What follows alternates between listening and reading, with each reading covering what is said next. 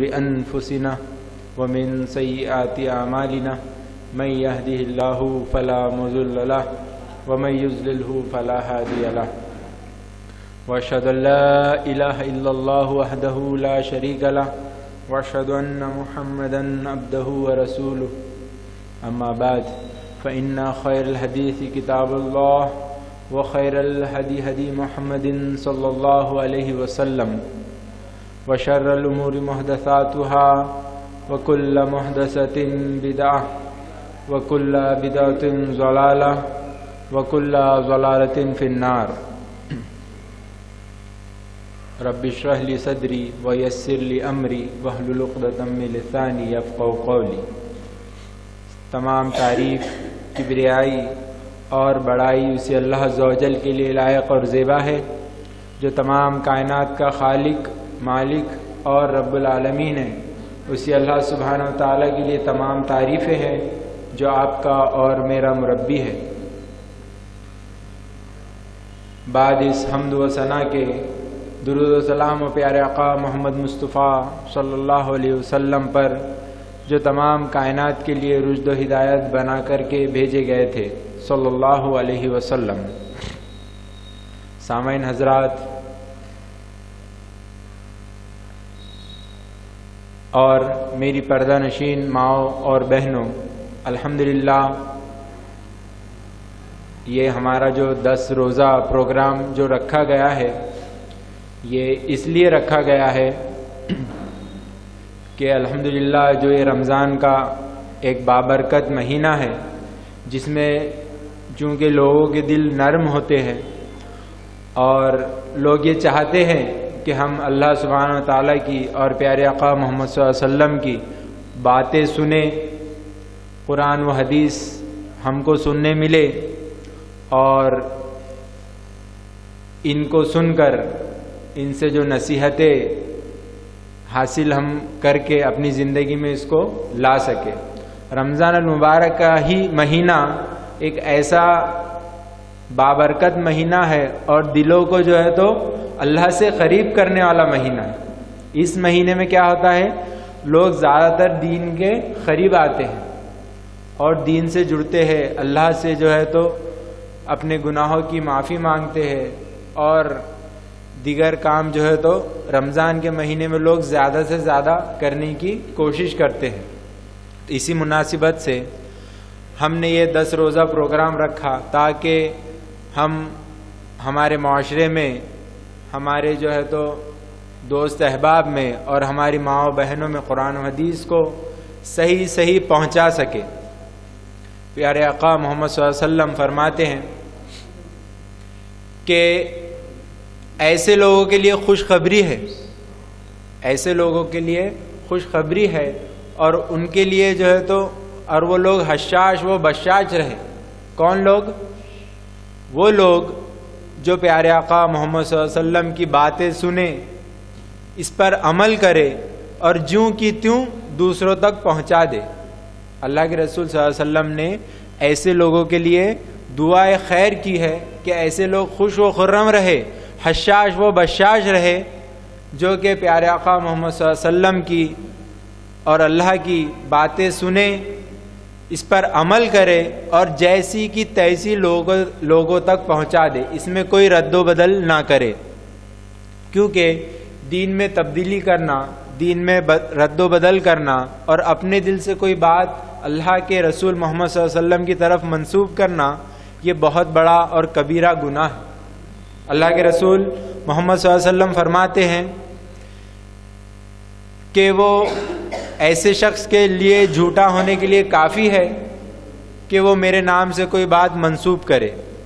اس شخص کے لیے جھوٹا ہونے کے لیے بات کافی ہے کہ وہ محمد صلی اللہ علیہ وسلم کے نام سے کوئی بات بیان کر دے، سنی سنائی بات جو ہے تو کہتا پھرے، جو کہ نہ حدیث ہے نہ قرآن ہے۔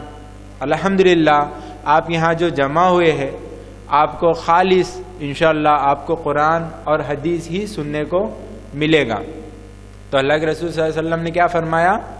ایسے شخص کے لیے، اس کے گھر والوں کے لیے اور اس کے لیے خوشی ہے، یعنی کہ وہ حشاش و بشاش رہے، جو میری باتوں کو سنے، اس پر عمل کرے اور لوگوں تک جوں کی تیوں پہنچا دے. اور ہمارا کام ہی ہے، جو کہ ہم مسلمان ہیں. مسلم کہتے ہیں اس کو، عربی زبان میں اصل میں مسلم کہتے ہیں اس اونٹ کو جو اپنے مالک کے تابع ہوتا ہے. عربی زبان میں مسلم کہتے ہیں اس کو، اس اونٹ کو جو اپنے مالک کے تابع ہوتا ہے. اسی طرح سے مسلمان کی مثال ہے کہ مسلمان اپنے رب العالمین کے، اللہ کے تابع ہو. اپنے آپ کو اللہ کے سلنڈر کرنا ہے، ہم کو اللہ کے اپنے آپ کو تابع کرنا ہے. جب ہم حقیقت میں مسلمان کہلانے کے لائق ہوں گے.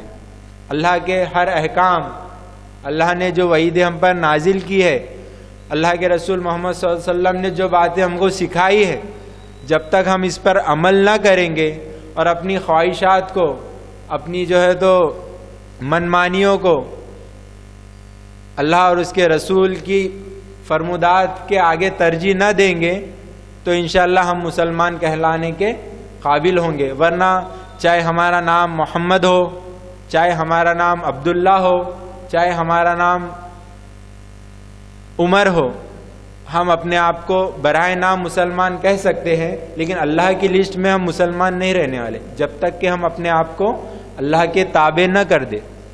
ہمیں ہر معاملے میں، چاہے وہ دین کا معاملہ ہو، چاہے دنیا کا معاملہ ہو، تو ہمیں سب سے پہلے قرآن و حدیث کو دیکھنا ہے کہ ہم جو عمل کر رہے کیا یہ قرآن و حدیث سے میچ کرتا ہے.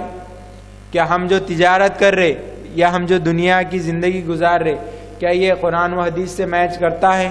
اگر کرتا ہے تو الحمدللہ ہمیں اس کے کرنے میں کوئی حرج نہیں.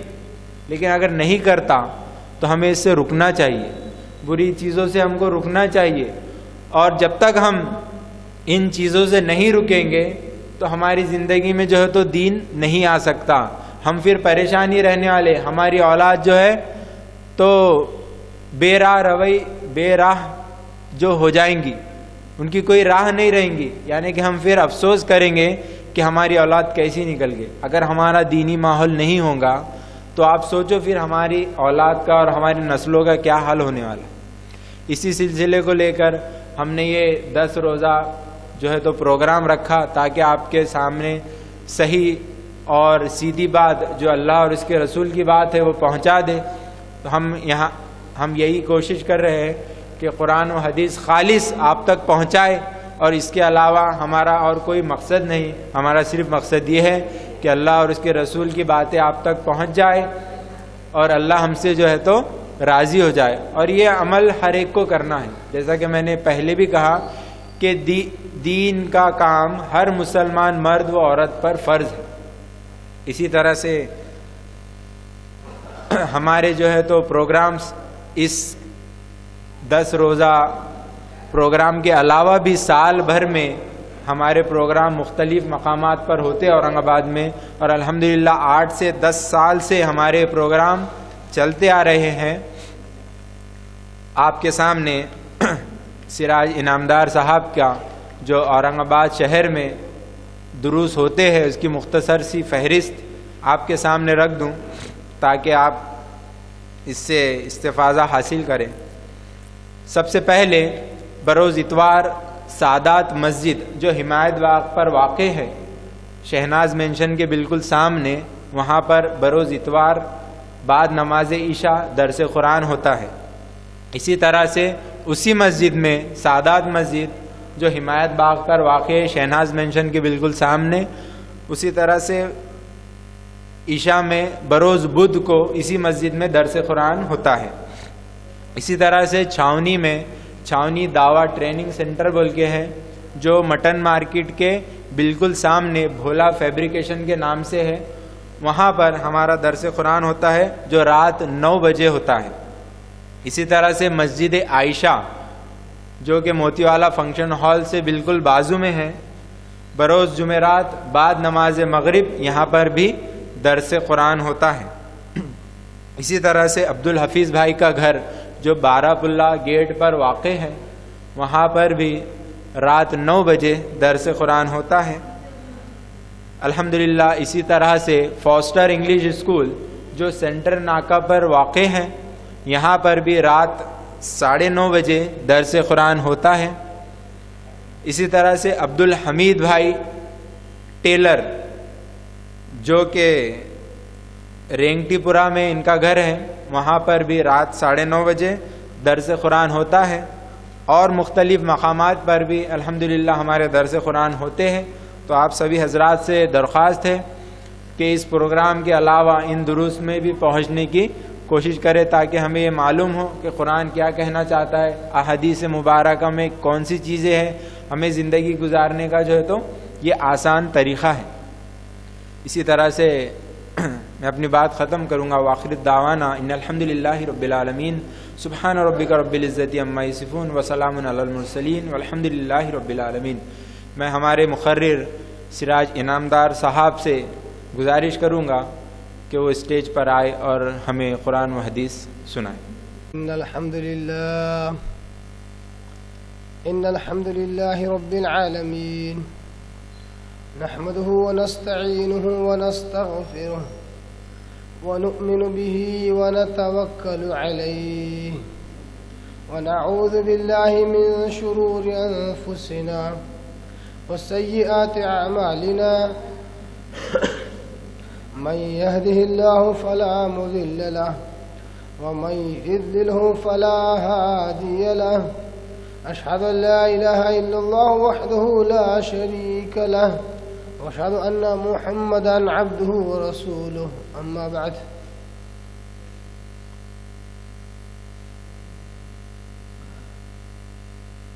تمام قسم کی حمد و ثنا، تعریف، کبریاء اور بڑائی اسے اللہ وحدہ لا شریک کے لیے لائق اور زیبا ہے، جو ساری کائنات کا خالق، مالک، میرا اور آپ کا مربی ہے۔ اسے اللہ کے لیے ساری تعریفیں ہیں، جو غفور ہے، غفار ہے، کریم ہے، ستار ہے۔ اسے اللہ کے لیے ساری تعریفیں ہیں، جو غفار الذنوب ہے، ستار العیوب ہے اور علام الغیوب ہے۔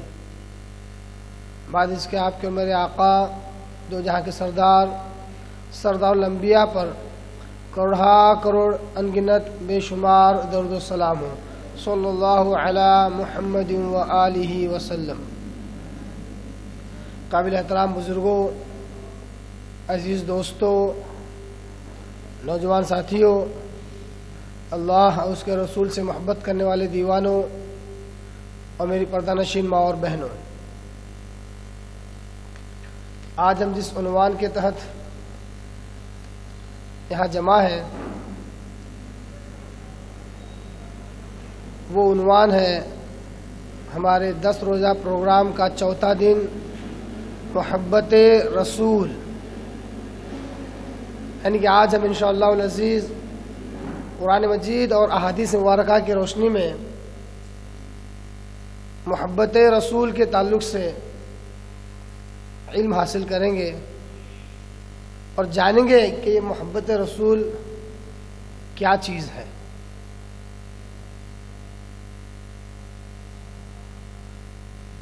محبت کا جو لفظ ہے اس کا اطلاق عام طور پر کسی کو چاہنے پر ہوتا ہے۔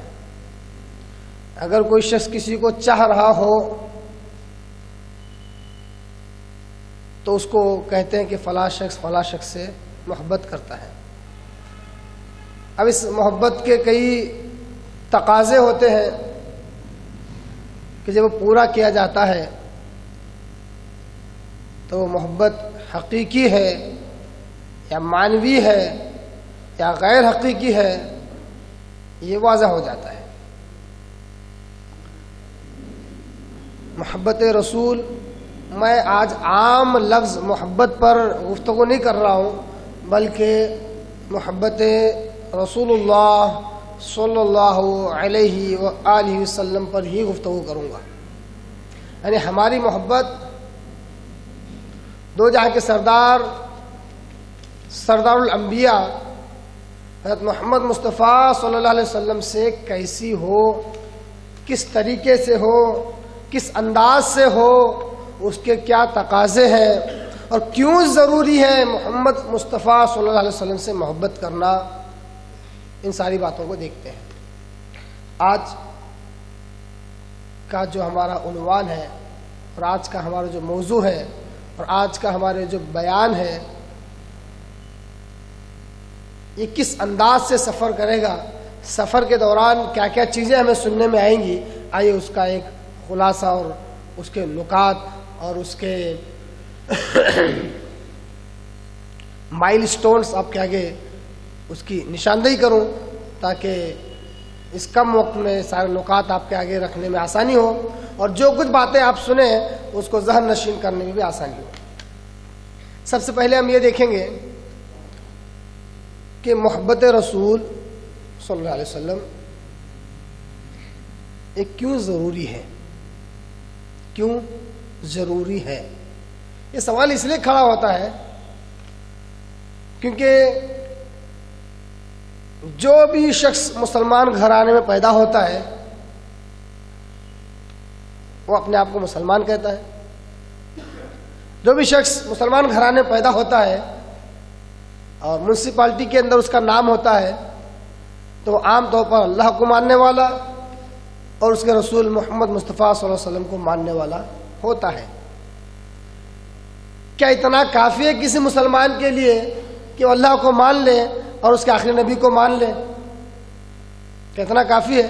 کیونکہ اکثر مسلمان ہیں جو اللہ کو مانتے ہیں، اس کے آخری نبی کو بھی مانتے ہیں، مگر جب ان کی زندگیاں دیکھی جاتی ہیں، ان کے عقائد، ان کے اعمال جب ٹٹولے جاتے ہیں، اللہ اکبر، بڑی حیرت ہوتی ہے۔ ان کے سارے عقائد، ان کے سارے اعمال اللہ اس کے رسول کے خلاف ہمیں ملتے ہیں۔ اب اس سے کیا اندازہ کریں گے کہ کیا وہ اللہ اس کے رسول کو صحیح ڈھنگ سے، صحیح طریقے سے مانتے ہیں؟ کیا واقعی اللہ اس کے رسول سے ان کی دل میں محبت ہے، الفت ہے؟ اگر محبت اور الفت ہوتی اور محبت کا وہ صحیح معنی اور مفہوم اگر وہ سمجھتے تو ان کے عقائد اور ان کے اعمال اللہ اس کے رسول کے خلاف نہ جاتے۔ اس لیے محبت رسول کیوں ضروری ہے یہ بات ہم جانیں گے۔ اس کے بعد دوسرا نقطہ ہم دیکھیں گے کہ محبت کس درجے کی ہو، کس درجے کی محبت ہو۔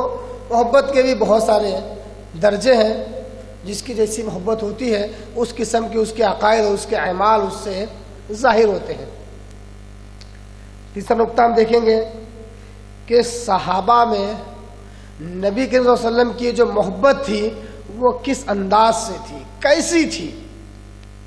صحابہ رضوان اللہ علیہم اجمعین کے اندر محمد مصطفیٰ صلی اللہ علیہ وسلم سے محبت کس انداز سے تھی، کیسی تھی، کیونکہ یہ وہ گروہ ہے، یہ وہ پہلی جماعت ہے جو نبی کریم صلی اللہ علیہ وسلم کی براہ راست شاگرد اور تلامیر ہیں۔ براہ راست ان سے صحابہ نے دین سیکھا۔ اب ان کے دل میں جیسی محبت ہوگی، جس انداز سے ان کا عقیدہ، جس انداز سے ان کا عمل ہوگا، وہ ہمارے لیے معیار ہوگا، وہ ہمارے لیے کرائٹیریا ہوگا کہ ویسا ایمان، ویسا عقیدہ، ویسا عمل ہمارا ہوگا نبی کے ساتھ تو ہمارا ایمان بھی، ہماری محبت بھی قابل قبول ہوگی۔ اس لیے صحابہ کی محبت کیسی ہے آپ صلی اللہ علیہ وسلم کے تعلق سے یہ بھی ہم جانیں گے۔ پھر اس کے بعد محمد مصطفیٰ صلی اللہ علیہ وسلم سے محبت کیسے کی جائے۔ محبت تو کرنا ہر کوئی چاہتا ہے، آپ صلی اللہ علیہ وسلم کی محبت میں اپنے آپ کو ہمیشہ ڈوبا ہوا رکھنا چاہتا ہے، مگر محبت کرنا کہتے کس کو ہے؟ محبت آپ صلی اللہ علیہ وسلم سے کیسے کی جائے، وہ کون سا طریقہ ہے یا وہ کون سے طریقے ہیں جن پر عمل پیرا ہو کر آپ کے میرے آقا حضرت محمد مصطفیٰ صلی اللہ علیہ وسلم سے محبت کی جا سکتی ہو۔ تو محبت کیسے کی جائے یہ نقطہ دیکھیں گے۔ پھر اس کے بعد ہم دیکھیں گے کہ محبت کا تقاضا کیا ہے۔ ویسے تو بہت سارے تقاضے ہیں، میں آج بنیادی اس تقاضے کو آپ کے آگے رکھوں گا جو صحیح محبت کو اجاگر کرتا ہے کہ ہاں واقعی یہ آپ صلی اللہ علیہ وسلم سے محبت جو اس کی ہے یہ اس کی حقیقی محبت ہے۔ تو محبت کے تقاضے کیا ہیں، اور آخر میں یہ نقطہ دیکھیں گے کہ کلمہ توحید ہمیں اس تعلق سے کیا نصیحت کرتا ہے۔ کلمہ توحید لا الہ الا اللہ محمد رسول اللہ سے ہمیں کیا نصیحت حاصل ہوتی ہے محبت رسول کے تعلق سے۔ یہ وہ پڑاؤ ہے، یہ وہ مائل سٹون ہے جو ہمیں اس سفر کے دوران ہمیں ملیں گے جہاں ہمارا پڑاؤ ہوگا، اس طرح ہمارے سفر مکمل ہوگا۔ آئیے اس ٹاپک اس عنوان کی طرف چلتے ہیں۔ محبت اللہ کے نبی صلی اللہ علیہ وسلم سے کیوں ضروری ہے؟ محمد مصطفیٰ صلی اللہ علیہ وسلم سے محبت اس لیے ضروری ہے تاکہ ایک مسلمان، ایک مومن ایمان کی حلاوت اپنے دل میں پالے۔ تاکہ محمد مصطفیٰ صلی اللہ علیہ وسلم سے محبت اس لیے کرنی ضروری ہے تاکہ ایمان کی حلاوت، اس کی مٹاس اپنے دل میں، اپنے ایمان میں پالے۔ اس لیے ضروری ہے۔ کیوں ایسا ضروری ہے؟ آئیے حدیث مبارکہ دیکھ لیتے ہیں جو کہ اس بات کو زیادہ وضاحت کرتی ہے۔ اس حدیث کے راوی حضرت انس بن مالک رضی اللہ تعالیٰ عنہ ہے۔ وہ کہتے ہیں انس بن مالک رضی اللہ تعالیٰ عنہ عن النبی صلی اللہ علیہ وسلم قال ثلاث من كن فيه وجد حلاوة الایمان۔ آپ صلی اللہ علیہ وسلم نے خوشخبری دی، خوش کیا اور چند علامتیں بتلائی اور کہا ثلاث، تین صفات ایسی ہیں یا تین چیزیں ایسی ہیں، من کن فیہ، جس کے اندر بھی یہ تین چیزیں موجود ہوں، وجد حلاوت الایمان، تو وہ ایمان کی حلاوت پائے گا، ایمان کی مٹھاس پائے گا۔ کیا مطلب ہو رہا ہے اس کا؟ اس کا مطلب یہ کہ آپ صلی اللہ علیہ وسلم جن تین چیزوں کا تذکرہ کر رہے ہیں، اگر وہ تین چیزیں کسی میں موجود ہیں تو اس کے اندر ایمان موجود ہے، اس کے اندر محمد صلی اللہ علیہ وسلم کی محبت موجود ہے۔ اگر یہ تین چیزیں اس میں پائی نہیں جاتی تو ظاہر سی بات ہے اس کا دعویٰ صرف زبانی جمع خرچ ہے، اس کا دعویٰ صرف زبانی دعویٰ ہے۔ آپ سب کہتے ہیں تین چیزیں جس کے اندر پائی جاتی ہیں وہ ایمان کی حلاوت پائے گا۔ پہلی چیز ان یکون اللہ ورسولہ احب الیہ مما سواہما۔ پہلی چیز آپ سب نے کیا بتلائی؟ پہلی چیز یہ بتلائی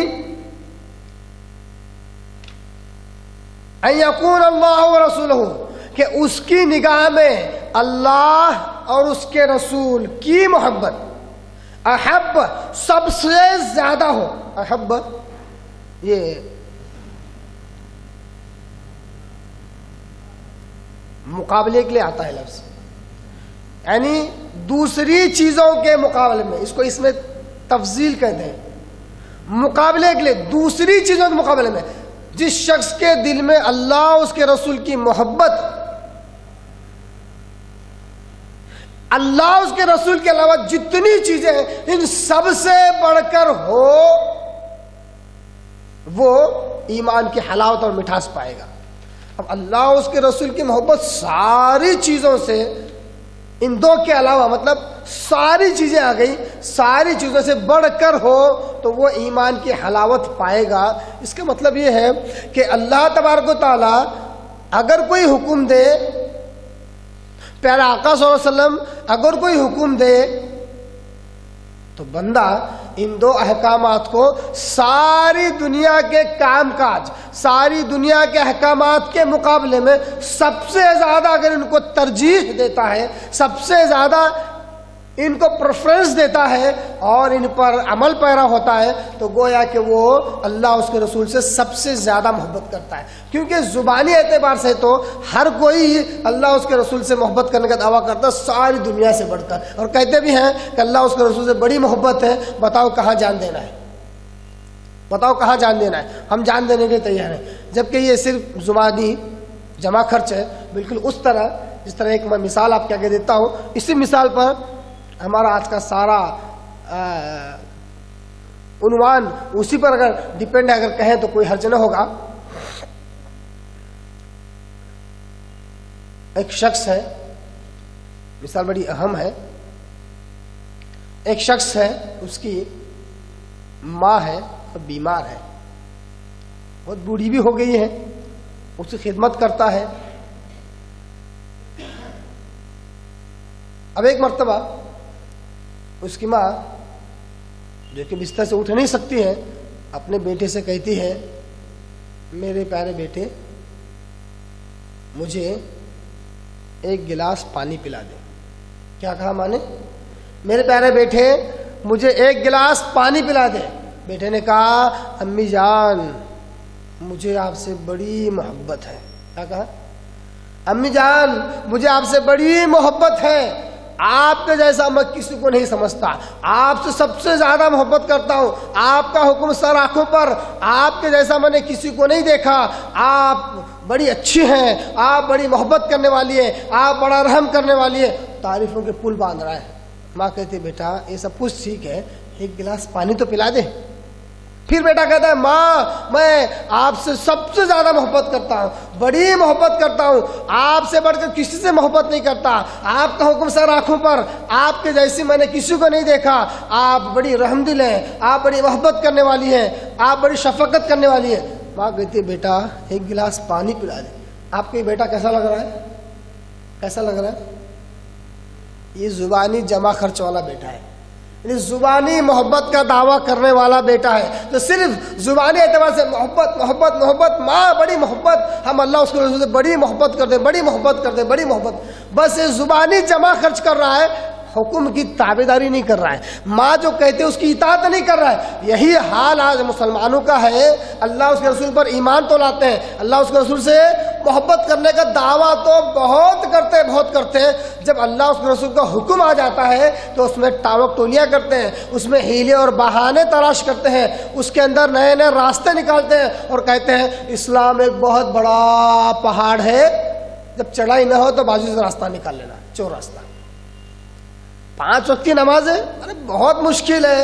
ہر بار ہر روز کون 5 وقت کے لیے وقت نکالے گا؟ جتنا ہوتا اتنا پڑھ لینے کا. نہیں پڑھ سکتے تو کوئی حرج نہیں, سال میں تو 2 نہیں 3 مرتبہ 3 راتیں رت جگہ کی آتی ہیں, بس 2 رکعت ایسی پڑھنا ہے کہ اس میں اتنی مرتبہ سورہ فاتحہ, اتنی مرتبہ سورہ اخلاص, اتنی مرتبہ فلاح سورہ, رکوع میں اتنی مرتبہ, بس وہ سارے عمر کی قضا ہو جاتی ہے. نماز نہیں پڑھے چلتا, 2 رکعت ایسی پڑھنے کا کہ جتنی نمازیں چھوڑا سب کی برابری. یہ کیا ہے؟ اسلام بہت مشکل ہے, بہت بڑا ٹیلا ہے, بازو سے چور راستہ نکال لینے کا. واللہ یہ محبت کا تقاضا نہیں ہے. اسلام یہ محبت نہیں چاہتا مسلمانوں سے. اسلام چاہتا ہے کہ اللہ اس کے رسول جس طرح محبت کرتے ہو اسی طرح اطاعت و فرما برداری بھی کرو. آپ صلی اللہ علیہ وسلم کہتے ہیں جس کے اندر 3 چیزیں پائی جاتی ہیں وہ ایمان کی حلاوت پائے گا, ایمان کی مٹھاس اپنے اندر پائے گا. کیا معلوم ہوا کہ نبی سے محبت اس لیے کرنا ضروری ہے تاکہ ایمان کی حلاوت اپنے اندر پائے, ایمان کی حلاوت اور اس کی مٹھاس اپنے اندر محسوس کرے. بغیر محبت کے کام نہیں ہو سکتا. محبت دل و جان سے اپنے اندر سے نکلنی چاہیے. محبت اللہ اس کے رسول سے دل و جان سے نکلتی رہنی چاہیے. بارہا قدم قدم پر جب بھی حالات آئے, بار بار انسان کے ذہن میں, مومن کے ذہن میں, مسلمان کے ذہن میں, اللہ کے بندے میں, محمد صلی اللہ علیہ وسلم کی امتی میں بار بار یہ خیال آنا چاہیے کہ مجھے اللہ اس کے رسول سے بڑی محبت ہے, اب مجھے کیا کرنا چاہیے. جب بھی کرنے کی باری آئے اور کہے کہ بڑی محبت ہے مگر میں نہیں کر سکتا, تو یہ محبت نہیں ہے.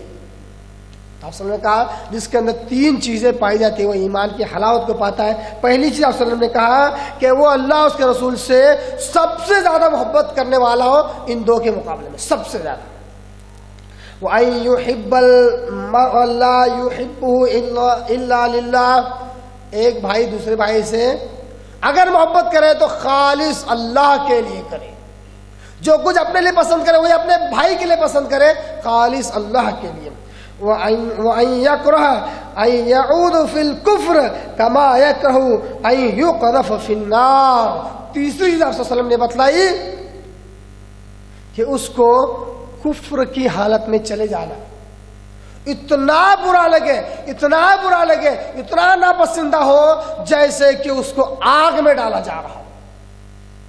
ابھی کفر کیا ہے؟ اس حدیث میں آپ صلی اللہ علیہ وسلم نے تو براہ راست ارتداد کی طرف اشارہ کیا. اسلام سے خروج کی طرف اشارہ کیا، یعنی کہ وہ اسلام سے اس طرح چمٹا ہوا ہو، اسلام سے، اللہ سے، اس کے رسول سے اتنا حد سے زیادہ محبت کرنے والا ہو کہ کفر کا تصور بھی اگر کرے، کفر کی طرف جانے کا خیال بھی اگر اس کے ذہن میں آئے تو اس کو ایسا لگے کہ جیسے اس کو آگ میں ڈالا جا رہا ہے، اس کو آگ میں ڈالا جا رہا ہے۔ یہ بالکل معاملہ ہو ایسا ہی ہے جیسا ایک انسان جو مومن ہے، جو مسلمان ہے، وہ خالص اللہ کی عبادت کرے گا، اس کے ساتھ کسی کو شریک نہیں کرے گا، اللہ کے علاوہ کسی اور کا سجدہ نہیں کرے گا تاکہ اس سے کفر نہ ہو، تاکہ اس سے شرک نہ ہو، کیونکہ کفر کرنا ایسا ہے جیسے کہ کسی کو آگ میں ڈالا جانا۔ تو ظاہر سی بات ہے کفار کل حشر کے میدان میں آگ میں داخل کیے جائیں گے، آگ میں انہیں ڈال دیا جائے گا۔ تو ایک مومن کے آگے اللہ کی عبادت سب سے اہم ہو، اس کے ساتھ کسی کو شریک کیے بغیر، اس کے ساتھ کسی کو شریک کیے بغیر۔ اب معاملہ یہ ہے کہ جو مسلمان اللہ سے، اس کے رسول سے محبت کرتا ہے، ایمان رکھتا ہے، کفر سے دور رہتا ہے اور کفر میں جانے کو ایسا سمجھتا ہے جیسے کہ آگ میں ڈالا جانا، اس کا دوست اس سے کہتا ہے اگر تو سچا ہے تو تیری ماں کی قسم کھا کے بتلا۔ کیا بولتا ہے؟ اگر تو سچا ہے تو تیری ماں کی قسم کھا کے بتلا۔ اب ماں کی قسم، اس کے پاس کوئی آپشن نہیں، کوئی چارہ نہیں سوائے اس کے کہ ماں کی قسم کھائے۔ اب اس کو علم ہے، جیسا کہ پچھلے درس میں ہم نے علم کی اہمیت ہم نے جانی کہ علم سے کیا کیا فائدہ ہوتے ہیں۔ اس کو علم ہے کہ مخلوقات کو یہ حق نہیں ہے کہ خالق کے علاوہ کسی اور کی قسم کھائے، اور نبی صلی اللہ علیہ وسلم کہتے ہیں کہ اگر کوئی شخص اللہ کے علاوہ کسی اور کی قسم کھائے تو اس نے شرک کیا، اور شرک یہ ابتدا ہے کفر کی۔ شرک کہاں لے جاتا ہے انسان کو؟ کفر کی طرف لے جاتا ہے۔ وہ کہے کہ واللہ میں سارا کام کر سکتا ہوں مگر میرے رب کے علاوہ میں کسی اور کی قسم نہیں کھا سکتا، کیونکہ یہ مجھے ایمان سے نکال کر کفر کی طرف اور شرک کی طرف لے جانے والا ہے، میں اس کو پسند نہیں کرتا۔ یہ ایمان اصل ہے، وہ ایمان کی حلاوت اور اس کی مٹھاس محسوس کرے گا۔ کیوں کہ جیسے شرک کرنے کا معاملہ آیا اس نے کہا کہ میں یہ کام نہیں کر سکتا، اس طرح مجھے کفر کی طرف جانا مجھے بالکل ناپسند نہیں ہے، یہ ایسا ہی جس طرح مجھے آگ میں ڈالا جانا۔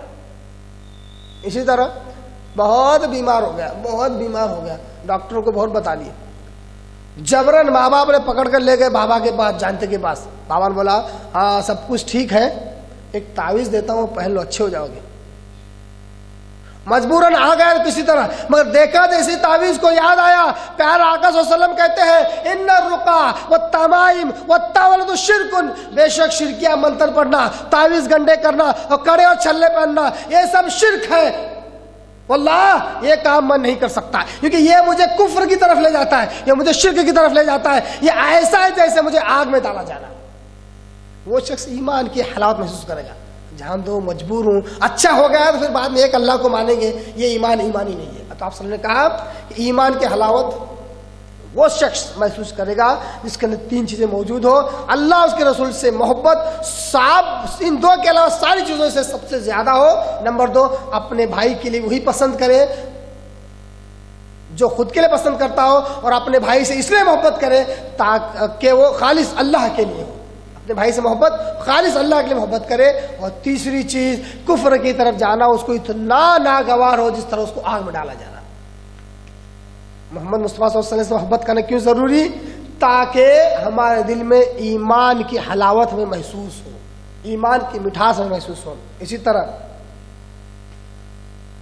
محمد مصطفیٰ صلی اللہ علیہ وسلم سے محبت کرنا کیوں ضروری ہے؟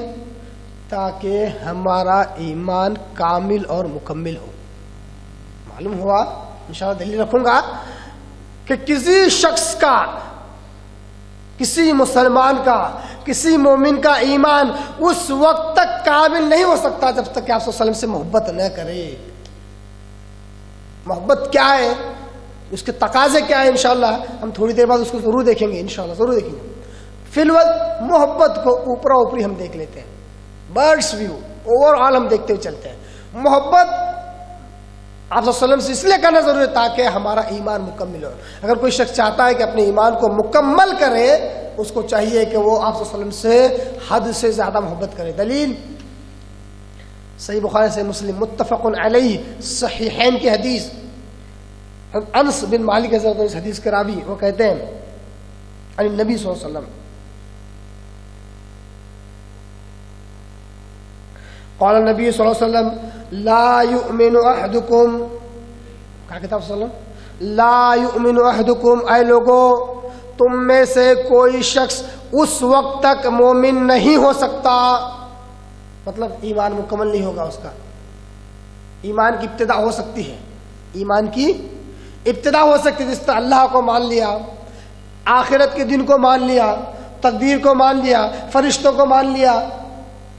آپ صلی اللہ علیہ وسلم پر بھی ایمان لے آیا مگر ابھی ایمان مکمل نہیں ہوا. آپ صلی اللہ علیہ وسلم کہتے ہیں لا یؤمن احدکم، تم میں سے کوئی اس وقت تک کامل مومن ہو نہیں سکتا حتی اکون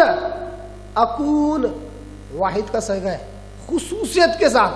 اللہ کے نبی صلی اللہ علیہ وسلم اپنی طرف اشارہ کر کے کہتے ہیں حتی اکون احب الیہ، کہ جب تک کہ اس کے دل میں میری محبت جاگزین ہو جائے، جمع نہ ہو جائے، من والدہ، اپنے والدین سے زیادہ اس کے دل میں میری محبت اس کے والدین، اس کے ماں باپ سے بڑھ کر نہ ہو جائے، تب تک وہ کامل مومن نہیں ہو سکتا.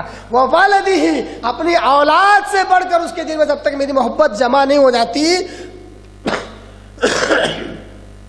تب تک وہ کامل مومن نہیں ہو سکتا. والناس اجمعین، اتنا ہی نہیں، وہ مومن اس وقت تک نہیں ہو سکتا جب تک کہ اس کے دل میں میری محبت سارے انسانوں سے بڑھ کر نہ ہو جائے. والناس اجمعین، سارے انسانوں سے بڑھ کر جب تک اس کے دل میں میری محبت بڑھ نہ جائے تب تک وہ کامل مومن نہیں ہو سکتا. معلوم ہوا کہ محمد مصطفیٰ صلی اللہ علیہ وسلم سے محبت کرنا اس لیے لازمی ہے، اس لیے ضروری ہے تاکہ ہمارا ایمان کامل ہو، مکمل ہو. ہمارا ایمان کامل و مکمل تبھی ہوگا جب ہم اللہ کے وسلم سے حد سے زیادہ محبت کریں، سارے انسانوں سے بڑھ کر. اسی طرح ایک ضمنی حدیث آپ نے سنی ہوگی، ایک صحابی رسول نے کہا اللہ کے رسول مجھے آپ سے بڑی محبت ہے، میرے ماں باپ سے بھی بڑی ہے، میری اولاد سے بھی بڑی ہے، سب سے بڑی ہے، مگر میرے سے زیادہ نہیں. بول دیے، ابتدا تھی. رسول نے دیکھا اور کہا نہیں، تمہارا ایمان ابھی مکمل نہیں ہوا. اب صحابی رسول تھے، جب یہ بات سنی کہ ایمان مکمل نہیں ہوا، فوراً کہہ دیا اللہ کے رسول مجھے آپ سے اتنی محبت ہے کہ میرے ماں باپ، میری اعلی اولاد، ساری دنیا اور مجھ سے بڑھ کر آپ سے محبت ہے. معلوم ہوا کہ اپنے آپ کو بھی آپ صلی اللہ علیہ وسلم کے آگے نچھاور کر دینا ہے، نثار کر دینا ہے، اور اپنے آپ سے زیادہ، ساری دنیا سے زیادہ آپ صلی اللہ علیہ وسلم سے ہم کو محبت کرنا ہے، تب جا کے ہمارا ایمان کامل ترین ہوگا. کیسے ہوگا؟ کامل ترین. یہ تھے دو نکات، یہ بتلاتے تھے کہ محمد مصطفیٰ صلی اللہ علیہ وسلم سے محبت کرنا کیوں ضروری ہے. اب آئیے، محبت کس درجے کی ہو، محبت کون سے درجے کی ہو، وہی حدیث جو ابھی میں نے پڑھ کر سنائی. آپ صلی اللہ علیہ وسلم کہتے ہیں لا یؤمن احدکم حتی اکون احب الیہ من والدہ وولدہ والناس اجمعین، کوئی شخص تم میں سے اس وقت تک مومن نہیں ہو سکتا جب تک کہ اس کے دل میں میری محبت اپنے ماں باپ سے، اپنی اولاد سے اور سارے انسانوں سے بڑھ کر نہ ہو جائے. اس وقت تک وہ مومن نہیں ہو سکتا. یہ محبت کا درجہ آپ صلی اللہ علیہ وسلم نے بتلایا کہ محبت کس درجے کی ہو، ساری دنیا سے بڑھ کر، اپنے آپ سے بڑھ کر آپ صلی اللہ علیہ وسلم سے محبت کرے. یہ ہائی لیول کا، بالکل اونچے معیار کی یہ محبت ہو آپ صلی اللہ علیہ وسلم سے. یہ ہے محبت کا درجہ، محبت کا لیول. اپنے آپ سے، ساری دنیا سے، ماں باپ سے، اولاد سے، ہر چیز سے بڑھ کر آپ صلی اللہ علیہ وسلم سے محبت ہو تو وہ ایمان اونچے لیول کا ایمان ہوگا. یہ ہوگی محبت، سب سے اونچے درجے کی محبت. اب آئیے دیکھتے ہیں صحابہ رضی اللہ تعالی عنہم میں محبت کیسی تھی آپ صلی اللہ علیہ وسلم کے تعلق سے.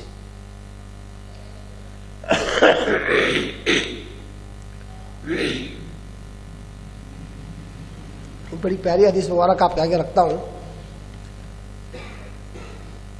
قابل غور حدیث ہے. یہ حدیث جو آپ کے آگے رکھ رہا ہوں اس میں سہل بن سعد راوی ہیں. حضرت علی کرم اللہ وجہ کے دور خلافت میں بہت سارے خوارج ایسے تھے جو باقاعدہ حضرت علی کرم اللہ وجہ پر لعن طعن کرتے تھے اور ان پر کفر کا فتویٰ بھی لگاتے تھے. ان پر کفر فتویٰ. اور حضرت علی کرم اللہ وجہ کو, حضرت علی رضی اللہ تعالیٰ عنہ کو اپنے علی نام سے زیادہ محبت تھی ایک لقب سے جو کہ ابو تراب تھا. سمجھ میں آ رہی ہے؟ حضرت علی رضی اللہ تعالیٰ عنہ کو اپنے نام سے زیادہ محبت ایک لقب تھا ابو تراب, اس سے بہت زیادہ محبت تھی. اب یہ حدیث جو آپ کہہ کے رکھ رہا ہوں نا, اس میں غور کر سکتے ہیں. علی رضی اللہ تعالیٰ عنہ کو ابو تراب جو لقب اس سے بہت زیادہ محبت ہے. کیوں ہے؟ اچھا اس لیے ابو کا مطلب باپ, تراب مٹی کو کہتے ہیں, مٹی کا باپ. اس میں کیا خاص بات ہے, کیا اسپیشلٹی ہے؟ اور حضرت علی رضی اللہ عنہ کو اس سے سب سے زیادہ محبت کیوں ہے؟ یہ ہے نبی سے محبت کا تقاضا, یہ ہے نبی سے محبت کا اظہار. حدیث مبارکہ دیکھ لیتے ہیں. عن سہل بن سعد قال ما كان لعلی اسم احب الیہ من ابی تراب. کہتے ہیں کہ علی رضی اللہ تعالیٰ عنہ کو ان کے ناموں میں سے سب سے زیادہ نام جو پسند تھا وہ ابو تراب تھا. جب لوگوں نے لعن طعن شروع کی اور یہ بھی کہتے تھے کہ اللہ لعنت کرے ابو تراب پر, استغفر اللہ. علی رضی اللہ کو کیا کہتے تھے؟ اللہ لعنت کرے ابو تراب پر. یہ جو حدیث آپ کہہ کے رکھ رہا ہوں صحیح مسلم کی حدیث ہے, باقاعدہ آپ کو اس میں ایسے الفاظ ملیں گے. خوارج اس طرح لعن طعن کرتے تھے تو کہا کہ تم ابو تراب پر لعن طعن کرتے ہو. حضرت علی رضی اللہ عنہ کو ابو تراب سب سے زیادہ پسندیدہ نام تھا, سب سے زیادہ محبت ہے ابو تراب لفظ سے, ابو تراب اسم سے, نام سے. وَإِنْ كَانَ لِيَفْرَحُ بِهِ, اور وہ بہت زیادہ خوش ہوتے تھے, علی رضی اللہ عنہ بہت زیادہ خوش ہوتے تھے اذا دعی بها, اگر کوئی انہیں اس نام سے بلاتا. علی کے بجائے اگر انہیں بولتے ابو تراب آئیے تو اتنا خوش ہوتے تھے, اتنا خوش ہوتے تھے کہ انتہا نہیں, بہت خوش ہوتے تھے اگر ابو تراب کہا جاتا. وجہ کیا ہے بتلا رہے ہیں راوی حدیث. کہتے ہیں جاء رسول اللہ صلی اللہ علیہ وسلم, ایک مرتبہ اللہ کے نبی حضرت محمد مصطفیٰ صلی اللہ علیہ وسلم آئے. کہا ہے بیت فاطمہ علیہ السلام رضی اللہ تعالی عنہ, حضرت فاطمہ رضی اللہ تعالی عنہ کے گھر پر آپ صلی اللہ علیہ وسلم ایک مرتبہ آئے. فلم یجد علیا فی البیت, گھر میں دیکھا تو فاطمہ رضی اللہ تعالی عنہ تو موجود ہیں, حضرت علی رضی اللہ تعالی عنہ موجود نہیں ہے. آپ صلی اللہ علیہ وسلم کا دورہ ہوتا رہتا تھا, جاتے رہتے تھے, ملاقات کرتے رہتے تھے. علی تو آپ صلی اللہ علیہ وسلم کے چچا بھائی بھی ہیں. فاطمہ رضی اللہ جب گھر پر گئے تو فاطمہ رضی اللہ تعالیٰ عنہ تو موجود ہیں, علی رضی اللہ تعالیٰ عنہ موجود نہیں ہے. علی رضی اللہ آپ صلی اللہ علیہ وسلم کے داماد فاطمہ رضی اللہ تعالیٰ آپ صلی اللہ علیہ وسلم کی بیٹی سے پوچھتے ہیں فقال این ابن عمک, اے بیٹی تمہارا چچا زاد بھائی کہاں ہے؟ یعنی کہ اب وہ شوہر ہو گئے, پوچھنے کا مطلب یہ تھا کہ حضرت علی کہاں ہے. فقالت, فاطمہ رضی اللہ تعالیٰ کہتی ہیں کان بینی و بینہ شیء. حدیث مبارکہ صحیح مسلم کے عربی متن آپ کے آگے رکھ رہا ہوں. ہماری ماں اور بہنوں سے گزارش ہے اس حدیث کے ٹکڑے پر ذرا سا غور کریں. بہت وبال مچاتے ہیں, ہوتا ہے مرد بھی اور عورت بھی, دونوں بھی, میاں بیوی رہے, کہ کیا مجال کہ آدمی کی غلطی ہو اور آدمی کھڑا ہو جائے, کیا مجال کہ عورت کی غلطی ہو اور عورت کھڑی ہو جائے بحث کرنے کے لیے. دونوں ایک دوسرے پہ بازی مارنے میں تیار رہتے ہیں. حدیث کے ٹکڑے پر غور کریں. فاطمہ رضی اللہ تعالیٰ عنہ کہتی ہیں کان بینی و بینہ شیء، کچھ باتیں ہو گئی ان کے اور میرے درمیان. آج جب آپ صلی اللہ علیہ وسلم نے پوچھا کہ علی کہاں ہے تو کہا ان کے میرے درمیان کچھ باتیں ہو گئی. فغاضبنی، وہ مجھ سے ناراض ہو گئے، وہ مجھ سے غصے میں آ گئے میرے تعلق سے. کون؟ علی حضرت. اس سے معلوم ہوا کہ شوہر اپنی بیوی سے ناراض ہو کوئی بڑی بات نہیں ہے، چھوٹی موٹی چیزیں ہوتی رہتی ہیں. حضرت علی رضی اللہ عنہ اور فاطمہ رضی اللہ کے درمیان جب یہ ہو سکتا، تھوڑی سی بات چیت ہو گئی، کچھ تھوڑا سا انبن ہو گیا، حضرت علی رضی اللہ عنہ ناراض ہو کر چلے گئے. تو فاطمہ رضی اللہ کہتی ہیں کہ ان کے میرے درمیان کچھ باتیں ہوئی، وہ ناراض ہو کر چلے گئے. فخرج، میرے پاس سے نکل گئے. فلم یقل عندی، اور میرے پاس قیلولہ بھی نہیں کیا، میرے پاس رکے بھی نہیں زیادہ وقت. میرے پاس دوپہر کے وقت تھوڑا سا آرام کرتے ہیں قیلولہ، وہ بھی میرے پاس آج نہیں کیا. قیلولہ کرنا آپ وسلم کی سنت ہے، صحابہ سنت ہے صحابہ کی. دوپہر میں ایک کچھ وقت کے لیے تھوڑی دیر کے لیے سونا یہ سنت ہے. علی رضی اللہ عنہ دوپہر کچھ دیر کے لیے سونا چاہتے تھے، مجھے بات چیت کچھ ہوئی تو تھوڑا سا اتار چڑھا ہو گیا، ناراضگی آئی تو اپنے گھر سے نکل کر چلے گئے. کہا کہ وہ نکل گئے میرے پاس سے اور میرے پاس قیلولہ نہیں کیا، یہاں پر گھر میں قیلولہ نہیں کیا. فقال رسول اللہ صلی اللہ علیہ وسلم انسان، آپ وسلم نے ایک شخص سے دیکھا، اس کو کہا کہ انظر این ہو، ذرا جاؤ اور دیکھو وہ کہاں ہے. علی رضی اللہ کہاں ہے ذرا دیکھ کر آؤ. وہ شخص گیا، فجاء، پھر آیا اور کہا، فقال یا رسول اللہ صلی اللہ علیہ وسلم، اللہ کے رسول، ہوا فی المسجد راقد، اللہ کے رسول وہ مسجد میں ہے اور لیٹے ہوئے ہیں، مسجد میں اور لیٹے ہوئے ہیں. آج کیا ہوتا، یہ ابھی میں ذرا سی ناراضگی ہو گئی، اچھا تھا دوستوں میں بیٹھا تھا، کچھ تو دل لگ رہا تھا، تیرے ساتھ کیا بات کیا، پورا موڈ آف ہو گیا، آتا میں ذرا جا کے سیدھا جاتے دوستوں کے ماحول میں. علی رضی اللہ عنہ کہاں جا رہے ہیں؟ سیدھا مسجد. صحابہ ہی ایسے تھے، قسم اللہ کی ایسی جماعت نہ اس سے پہلے کہیں پیدا ہوئی تھی نہ اس کے بعد کہیں پیدا ہوگی. صحابہ رضی اللہ تعالیٰ عنہ کی جماعت، وہ نہ ہوتے تو ہم تک اسلام پہنچتا ہی نہیں تھا، قسم خدا کی. بہرحال کہا اس خبر دینے والے نے کہ حضرت علی رضی اللہ عنہ مسجد میں ہیں، آرام کر رہے ہیں. فجاء رسول اللہ صلی اللہ علیہ وسلم، اور آپ وسلم مسجد میں چلے گئے. وہو مضطجع، حضرت علی رضی اللہ عنہ لیٹے ہوئے تھے. قد سقط رداؤہ عن شقہ، آپ وسلم کی جو چادر تھی، علی رضی اللہ تعالیٰ عنہ کی جو چادر تھی وہ ان کے پہلو سے نیچے گر گئی تھی. جو چادر اوڑھ کر رہتے تھے، جب مسجد میں جب لیٹ ہے تو چادر کھسک گئی، مطلب براہ راست ڈائریکٹلی اپنے جسم کو زمین پر ٹیک لگا کر لیٹ گئے. ٹھیک ہے، اب زمین بھی کیسی؟ مسجد نبوی، آپ صلی اللہ علیہ وسلم کی مسجد پوری مٹی والی، ٹائلز نہیں تھے، مٹی تھی، مٹی. یہاں تک کہ صحابہ کہتے ہیں جب بارش آتی تو ہم لوگ کیچڑ میں سلام کرتے تھے، کیچڑ میں سجدہ کرتے تھے. جب بارش ہوتی تو کیچڑ میں ہمارا سجدہ ہوتا، یہاں تک کہ لوگوں کی پیشانوں پہ کیچڑ لگتا. جس دن شب قدر تھی ہم نے آپ وسلم کو دیکھا، آپ وسلم کیچڑ میں سجدہ کر رہے، ہم نے آپ وسلم کی پیشانی پر کیچڑ لگا ہوا دیکھا. یہ ہے مسجد نبوی کا حال. بھلی مسجد جیسی بھی ہو مگر وہ واقعی مومن لوگ تھے، ان کا عمل، ان کا عقیدہ، ان کا ایمان بالکل ہائی لیول کا تھا. آج مسجد بالکل ہائی فائی ہے اور ایمان، عقیدہ اور عمل سب نیچے اترے ہوئے. تو مسجد کے اندر لیٹے ہوئے تھے، چادر کھسک گئی تھی جس کی وجہ سے ڈائریکٹلی زمین پر لیٹ گئے تھے علی رضی اللہ تعالیٰ عنہ. فاصابہ تراب، جس کی وجہ سے ان کے پہلو پر، ان کے جسم پر مٹی لگ گئی تھی. کیا لگ گئی تھی؟ مٹی. فجعل رسول اللہ صلی اللہ علیہ وسلم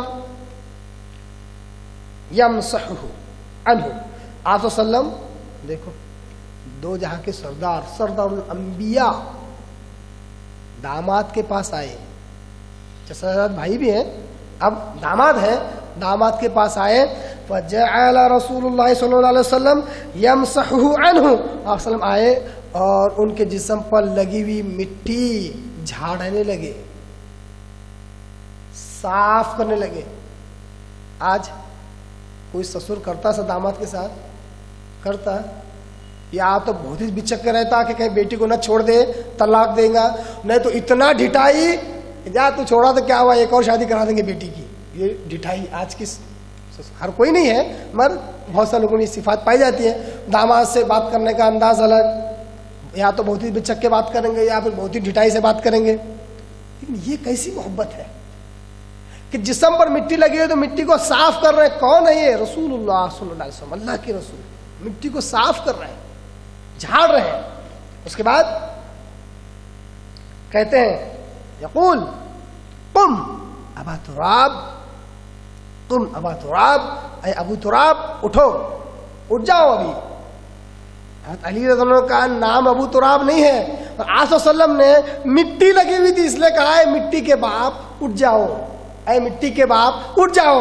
حضرت علی رضی اللہ عنہ اٹھے, مگر وہ واقعہ حالانکہ ناراض تھے, مسجد میں جا کے قیلولہ کر رہے تھے, آرام کر رہے تھے, وہ واقعہ حضرت علی رضی اللہ عنہ کے ذہن میں ایسا بیٹھ گیا کہ دور خلافت ہے, پوری زندگی گزر رہی ہے اور ابو تراب والے نام کو نہیں بھولتے ہیں. اگر کوئی کہتا ہے ابو تراب آئیے تو بہت خوش ہو جاتے ہیں کہ اس نے اس نام سے پکار جو نام آپ صلی اللہ علیہ وسلم نے رکھا تھا. یہ ہے اصل محبت. صحابہ میں ایسی محبت تھی کہ آپ صلی اللہ علیہ وسلم اگر کوئی کام کرتے تو اس کو اپنی زندگی سے جوڑ کے رکھتے اور کہتے رسول نے کیا ہے یہ میرا ہے, رسول نے کیا ہے میرا ہے. اتنا ہی نہیں, اگر آپ صحیح بخاری پڑھیں, میں حدیث کا نچوڑ آپ کے آگے رکھ رہا ہوں, مفہوم آپ کے آگے رکھ رہا ہوں. ایک صحابی رسول, دیکھو نا کیا محبت ہے صحابہ کی آپ صلی اللہ علیہ وسلم سے. جا رہے ہیں اتفاق, صحابی کے لیے تو حسن اتفاق. آپ صلی اللہ علیہ وسلم کے دروازے کے پاس سے گزرے, آپ صلی اللہ علیہ وسلم منہ میں پانی لیتے اور کلی کر دی, سیدھا صحابی کے جسم پر چہرے پر کلی ہو گئی. خوشی کی انتہا نہ رہی. اس کے بعد کئی دنوں تک یہی بولتے رہے. ایک مرتبہ اللہ رسول کے گھر سامنے آپ صلی اللہ علیہ وسلم میرے منہ پہ کلی کر دی, ہر بار یہی بولتے تھے خوشی کے مارے. یہ ہے محبت. نبی سے محبت صحابہ کے درمیان ایسی تھی کہ کلی کر دے پانی لے کے تو توہین نہیں, اپنی شان سمجھتے تھے. ہے ہم میں ایسی محبت؟ میں کہتا ہوں آج نبی محترم صلی اللہ علیہ وسلم اس دنیا میں زندہ نہیں ہے. وہ آ کر کبھی آپ پر کلی نہیں کرنے والے, کبھی آپ کو آ کر اٹھانے والے نہیں ہیں, مگر اپنے بدلے اپنے پیارے فرمودات, اپنے احکامات ہمیں دے کر گئے. ان احکامات کو ماننا اور ان پر عمل کرنا یہ نبی سے محبت کا بدل ہے. کئیوں جگہ نبی صلی اللہ علیہ وسلم کوئی حکم دیتے ہیں, ہم بالکل نظر انداز کر کے اس کو چھوڑ کر چلے جاتے ہیں. کیوں؟ محبت نہیں ہے. اگر محبت ہے تو نبی صلی اللہ علیہ وسلم کے احکامات, ان کے فرمودات, ان کے ارشادات پر عمل پیرا ہونا چاہیے. صحابہ میں ایسی محبت کے نام بھی رکھے تو اس کو زندگی بھر یاد رکھتے تھے, بہت خوش ہوتے تھے اگر اس نام سے انہیں پکارا جائے. ابو تراب, ابو تراب, خوش ہو جاتے تھے. اتنا ہی نہیں, ضمنی طور پر اگر آپ صلح حدیبیہ کو یاد کریں, صلح حدیبیہ غالباً سن 6 ہجری میں صلح حدیبیہ ہوئی. آپ صلی اللہ علیہ وسلم عمرہ کرنے کے ارادے سے نکلے تھے مدینہ سے, مگر راستے میں روک لیا گیا مشرکوں نے حدیبیہ کے مقام پر, اور آپ صلی اللہ علیہ وسلم کو مجبوراً اس سال عمرہ نہ کرنا پڑا اور وہیں سے حلق وغیرہ کر کے ہدی کی جانوں قربان کر کے مدینہ آنا پڑا. یہ جو صلح حدیبیہ ہے اس کے اندر اگر آپ کچھ واقعات کی طرف غور کریں تو آپ کو صحابہ کی محبت معلوم ہوتی ہے. ایک شخص قریش میں سے آپ صلی اللہ علیہ وسلم سے آتا ہے اس صلح کی بات چیت کرنے کے لیے. جب بھی آپ صلی اللہ علیہ وسلم سے بات چیت کرتا رہتا ہے آپ صلی اللہ علیہ وسلم کی داڑھی پکڑتا رہتا ہے, داڑھی کی طرف ہاتھ بڑھاتا رہتا ہے, داڑھی کی طرف. ایک صحابی رسول بازو کھڑے ہیں, جب اس کی حرکت دیکھی تو تلوار بس نکالتے پھر رکتے, پھر نکال, داڑھی کی طرف جیسے ہاتھ بڑھاتا دل کہتا کہ اس کا ہاتھ کاٹ دو یا گردن مار دو، کیونکہ میرے نبی کی داڑھی کو ہاتھ لگانے کی جرات کر رہا ہے. اتنی محبت کہ تن بدن آگ لگی ہوتی کہ تلوار نکالنے کی کوشش کرتے ہیں، مگر نبی ہے، نبی سن رہے ہیں، میں کچھ نہیں کر سکتا، اگر نبی اجازت دے تو اس کی گردن ہی مار دو، کہ میرے نبی کی داڑھی کو ہاتھ لگا رہا ہے. جبکہ قریش کے اشراف اور سردار میں سے وہ شخص تھا جو آپ سے گفتگو کرنے کے لیے آیا تھا. یہ ہے صحابہ کی محبت. اتنا ہی نہیں، جب وہ شخص آیا اور صحابہ کا کچھ معاملہ دیکھا تو اپنی قوم میں جا کر بولتا ہے کہ لوگوں ان لوگوں سے مت بھیڑو، ان لوگوں سے الجھو مت. میں نے ایسے لوگ کبھی نہیں دیکھا. میں نے بڑے بڑے بادشاہوں کے پاس، شہنشاہوں کے پاس میں گیا ہوں جہاں پر ان کے شہنشاہوں کی عزت میں نے دیکھا ہے، مگر ایسی عزت جس طرح صحابہ اپنے یہ نبی کی کرتے ہیں ایسی عزت میں نے کہیں نہیں دیکھی. اگر یہ محمد صلی اللہ علیہ وسلم وضو کرتے ہیں تو وضو کا پانی زمین پر گرنے نہیں دیتے، اور صحابہ اس کو اپنے ہاتھوں میں لیتے ہیں، چہرے پہ ملتے ہیں، جسم پہ ملتے ہیں. اگر آپ صلی اللہ علیہ وسلم تھوکے تو تھوک کو بھی زمین پر گرنے نہیں دیتے، اس کو اٹھاتے اپنے جسم پر ملتے ہیں. یہ صحابہ کی محبت ہے صلی اللہ علیہ وسلم سے. بولا کہ ایسے لوگوں سے تم نہیں الجھ سکتے، کہ ایسی عزت میں نے کسی بادشاہ کی نہیں دیکھی، کسی بادشاہ میں. آپ صلی اللہ علیہ وسلم وضو کرتے تو وضو کا پانی زمین پر گرنے نہیں دیتے تھے، اس کو ہاتھوں میں اٹھاتے اپنے جسم میں مارتے برکت کی وجہ سے. آپ صلی اللہ علیہ وسلم سے جو چیزیں نکلتی ہیں وہ برکت اہل سنہ والجماعہ کا عقیدہ ہے. ایک اور حدیث میں ایک صحابیہ آپ صلی اللہ علیہ وسلم سوئے ہوئے ہیں، صحیح بخاری کی حدیث. گرمی کے دن ہے تو پسینہ ٹپک رہا ہے. کیا ٹپک رہا ہے؟ دیکھو نا محبت کا تقاضا کیا ہے، نبی سے محبت کا تقاضا. کوئی شریعت کی بات نہیں کر رہا ہوں، میں اسلام کی بات نہیں کر رہا ہوں، مطلب یہ ہے تو یہ کرنا ضروری. آج ہم کیا کرتے ہیں؟ فرض ہے کیا؟ پڑھتا پھر میں، سنت ہے، نفل ہے، چھوڑے بھی تو چلتا، کون گنہگار ہو رہا. ہمارا یہ معاملہ ہے. جبکہ محبت یہ نہیں سکھاتی. آپ صلی اللہ علیہ وسلم سے محبت یہ تفریق مٹا دیتی ہے، چاہے فرض ہو، چاہے سنت ہو، چاہے نفل ہو. نبی نے کیا میں کروں گا، بس نبی نے کیا میں کروں گا. تو صحابیہ رضی اللہ تعالیٰ عنہ جب آپ صلی اللہ علیہ وسلم سوئے تھے، گرمی تھی تو آپ صلی اللہ علیہ وسلم جسم سے پسینہ ٹپک رہا تھا تو اس کو اپنی بوٹل میں اس پسینے کو جمع کر رہی تھی. کیا کر رہی تھی؟ بوٹل میں اس پسینے کو جمع کر رہی تھی. آپ صلی اللہ علیہ وسلم جب جاگے تو پوچھا کہ آپ اس پسینے کو اپنی بوٹل میں کیوں جمع کر رہی ہیں؟ تو کہا اے اللہ کے رسول، ہم آپ کے پسینے کو خوشبو میں ملا کر استعمال کرتے ہیں. کس میں ملا کر؟ خوشبو ملا کر استعمال کرتے ہیں. آپ صلی اللہ علیہ وسلم دیکھے مسکرائے اور خاموش ہو گئے. اگر وہ عمل غلط ہوتا، اگر وہ بد عقیدگی ہوتا، وہ شرک ہوتا، آپ صلی اللہ علیہ وسلم منع کرتے یہ مت کرو، میرے تعلق اتنا غلو مت کرو. مگر حقیقت تھی نبی کا پسینہ خوشبو ملا کر استعمال کرنا صحیح تھا، جائز تھا. آپ صلی اللہ علیہ وسلم خاموش رہے. یہ مسئلہ تو سمجھ میں آ گیا ہے نا. اب اسی سے جڑا ہو دوسرا مسئلہ بھی سمجھ لو کہ نبی صلی اللہ علیہ وسلم کا پسینہ خود خوشبو نہیں ہے. کیسا معلوم ہوا؟ اگر خود خوشبو ہوتا تو صرف پسینہ بھر بھر کے رکھتی، عطر کی بوٹل الگ ہوتی یا نہیں؟ عطر کی بوٹل الگ ہوتی اور پسینہ اس کی بوٹل الگ ہوتی. اب دونوں کو ملا کر استعمال کرتی، کیونکہ اس سے آپ صلی اللہ علیہ وسلم کے پسینے سے خوشبو میں کچھ فرق نہیں آتا. برکت کے لیے مقصد کیا تھا؟ آپ صلی اللہ علیہ وسلم کی بہت ساری تبرکات سے صحابہ نے برکت حاصل کی ہے. یہ اہل سنہ والجماعہ کا عقیدہ ہے. یہ صحابہ کی محبت کہ آپ صلی اللہ علیہ وسلم کے پسینے سے بھی محبت، اس کو بھی جمع کرتے ہیں. یہ ہے صحابہ میں کیسی محبت تھی آپ صلی اللہ علیہ وسلم کے تعلق سے. اب آئیے، یہ تو سمجھ میں آ گیا کہ آپ صلی اللہ علیہ وسلم سے محبت کرنا کیوں ضروری ہے، بلکہ حد سے زیادہ ضروری ہے. اور صحابہ اور آپ صلی اللہ علیہ وسلم سے محبت کس درجے کی ہو، اور صحابہ کے اندر آپ صلی اللہ علیہ وسلم سے محبت کس درجے کی تھی، کیسی محبت تھی، یہ ہم نے جانا. اب آئیے محبت کیسے کی جائے، یہاں سے اصل ہمارا عنوان ہے. اور جتنی باتیں اب تک میں نے بتائی وہ تو بہت ضروری تھی، مگر آپ سب لوگ مانتے ہیں، جانتے ہیں، سمجھتے ہیں. اب جو ہے وہ اصل ہے جو کہ بنیاد ہے. محبت ہر کوئی کرتا ہے آپ صلی اللہ علیہ وسلم سے، پر محبت کیسے کی جائے یہ بہت اہم ہے. محبت آپ صلی اللہ علیہ وسلم سے کیسے کی جائے. اللہ تعالیٰ سورہ آل عمران سورہ نمبر 3 اس کی آیت نمبر 32 میں اللہ کہتا ہے، بہت مشہور آیت ہے، قُلْ إِن كُنتُمْ تُحِبُّونَ اللَّهَ فَاتَّبِعُونِي يُحْبِبْكُمُ اللَّهُ وَيَغْفِرْ لَكُمْ ذُنُوبَكُمْ وَاللَّهُ غَفُورٌ رَحِيمٌ. قُلْ أَطِيعُوا اللَّهَ وَالرَّسُولَ فَإِن تَوَلَّوْا فَإِنَّ اللَّهَ لَا يُحِبُّ الْكَافِرِينَ. آیت نمبر 31 اور 32 سورہ آل عمران سورہ نمبر 3. کیا کہتا اللہ تعالیٰ؟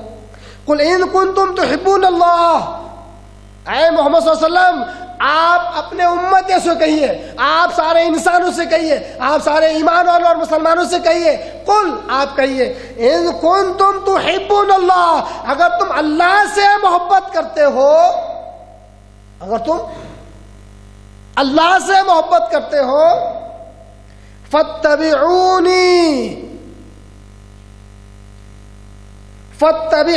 تو میری اتباع کرو. آپ صلی اللہ علیہ وسلم سے اگر محبت کرنا ہو، اللہ سے محبت کرنا ہو، تو یہ محبت کیسے پوری ہوگی؟ فاتبعونی. آپ صلی اللہ علیہ وسلم کہتے ہیں، اللہ کہتا ہے قرآن میں کہ تم میری اتباع کرو، میری پیروی کرو، میرے پیچھے چلو، میرے حکم کی فرما برداری کرو، تب جا کے تمہاری محبت اللہ سے، تمہاری محبت مجھ سے پوری اور کامل ہوگی. فاتبعونی یحببکم اللہ، میری اتباع، مجھ سے محبت، میری پیروی کرنے کا نتیجہ یہ ہوگا، یحببکم اللہ، اللہ بھی تم سے محبت کرے گا. آیت کے ٹکڑے سے معلوم ہوا اللہ سے اور اس کے رسول سے محبت کریں تو تابعداری، اطاعت شرط ہے. اسی طرح جیسا میں نے ابتدا میں ایک مثال دی کہ بیٹا ماں کے پاس بیٹھا ہے، کہتا ہے ماں تو بہت اچھی ہے، ماں تو بڑی محبت والی ہے، ماں چھوٹا سا حکم دے رہی، بیٹا ایک گلاس پانی پلا دے، کہتا ہے ماں تیرا حکم تو سر آنکھوں پر.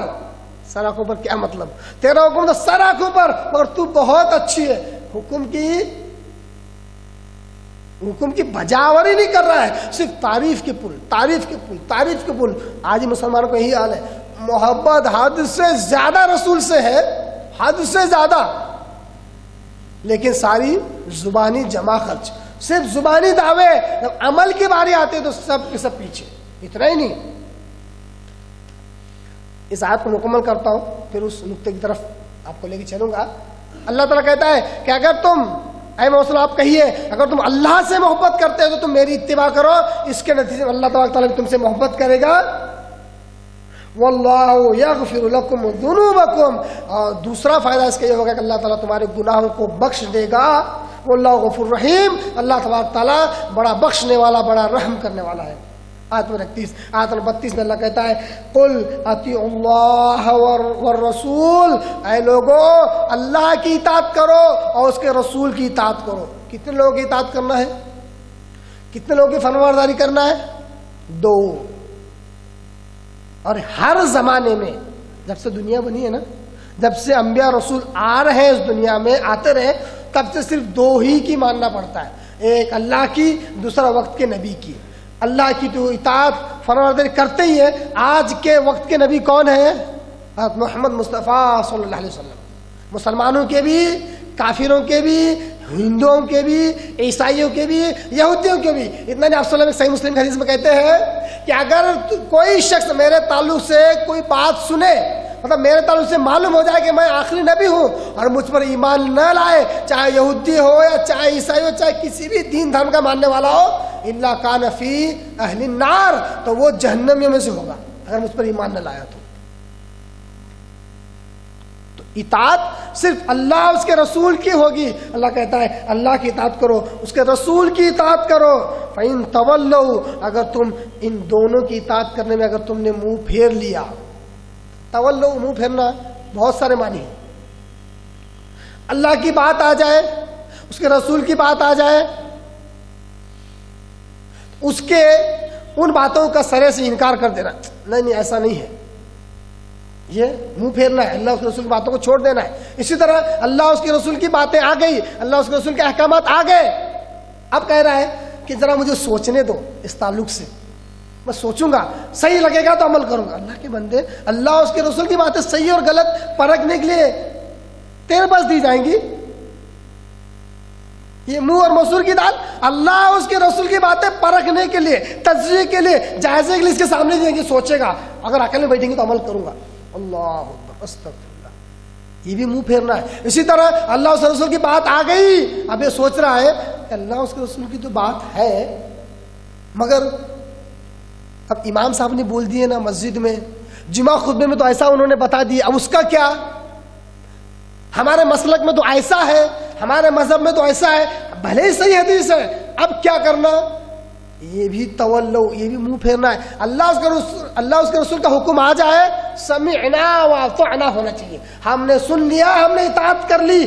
یہ ہے مومنوں کی صفت، یہ ہے صحابہ کی صفت، یہی ہے متقیوں کی صفت، یہی ہے جنتیوں کی صفت. سمعنا واطعنا، اللہ اس کے رسول کی بات آ جائے، ساری چیزیں بند، سارے راستے بند، صرف اللہ اس کے رسول جو بولے وہی سنائی دینا چاہیے، وہی سمجھ میں آنا چاہیے، اسی پر عمل ہونا چاہیے. یہ ہے اطاعت. فَإِن تَوَلَّوْا، اگر تم ان سے روح گردانی کرو گے، اس سے منہ پھیرو گے، فَإِنَّ اللَّهَ، بے شک اللہ تبارک و تعالیٰ، لَا يُحِبُّ الْكَافِرِينَ، کافروں کو پسند نہیں کرتا، کافروں کو محبت نہیں کرتا. معلوم ہے کہ اللہ اس کے رسول کی اطاعت سے روح گردانی کرنا انسان کو کفر کی طرف بھی لے جاتا ہے. کہاں لے جاتا ہے؟ کفر کی طرف لے جا سکتا ہے. سورہ آل عمران سورہ نمبر 3 کے آیت نمبر 31 اور 32 آپ کہہ رکھیں. اب مسلمان آپ وسلم سے جو محبت کرتے ہیں، بہت محبت کرتے ہیں، میں مبارکباد دیتا ہوں ان مسلمانوں کو جو واقعی اللہ اس کے رسول سے محبت کرتے ہیں. میم ہا بے اور گول تا، محبت. میں اردو میں اپنا ترازو کرتا ہے. مبارکباد ہے وہ لوگ جو اللہ اس کے رسول سے واقعی میں محبت کرتے ہیں، ان کا ایمان کامل ایمان ہے. مگر اکثریت مسلمانوں کی اکثریت محبت نہیں کرتی ہے، بلکہ اللہ اس کے رسول سے کیا کرتی ہے؟ عشق کرتی ہے. کیا کرتی ہے؟ کیا کرتی ہے؟ محبت کرتی ہے، عشق کرتی ہے. کہتے ہیں میں عاشق اللہ ہوں، میں عاشق رسول ہوں. میں کہتا ہوں اللہ کے بندے، ایک لمحے کے لیے رک جا، اس لفظ عشق کا معنی مفہوم سمجھ لے، اس کا ترجمہ کیا ہوتا ہے وہ سمجھ لے. یہ لفظ کہاں کہاں مستعمل ہے، کہاں کہاں اس کا یوسیج ہے، کہاں کہاں استعمال ہوتا ہے، وہ ذرا سمجھ لے. پھر بڑے شان سے کہنا کہ تو عاشق اللہ ہے، عاشق رسول ہے. قرآن مجید میں کتنی آیتیں ہیں؟ کتنی آیتیں ہیں؟ 6000. بہت آسان ہے نا، 6666 6666 فوربل 6. فوربل ورڈ نہیں ہے، ٹرپل بولتے ہیں پر فوربل 6666 6666 آیتیں. ان پوری آیتوں میں اللہ قسم کھا کہہ رہا ہوں ایک جگہ بھی لفظ عشق نہیں ہے. قرآن نے کیوں نہیں استعمال کیا؟ قرآن نے یہ لفظ کیوں استعمال نہیں کیا؟ سوال کھڑا ہوتا ہی نہیں ہوتا ہے.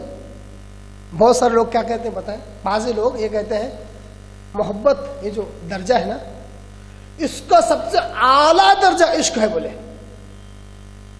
اس کا کیا ہے؟ اعلیٰ درجہ، ایک دم سب سے ٹاپ لیول وہ عشق ہے.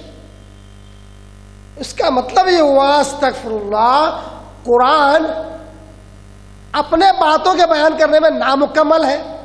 ہوا کہ نہیں ہوا؟ قرآن نے اللہ اس کے رسول کے تعلق سے محبت کا لفظ استعمال کیا جو اعلیٰ مقام نہیں تھا، انکمپلیٹ تھا. یہی معنی نکلا. پھر قرآن نے کیوں نہیں استعمال کیا محبت کے بجائے عشق کا لفظ؟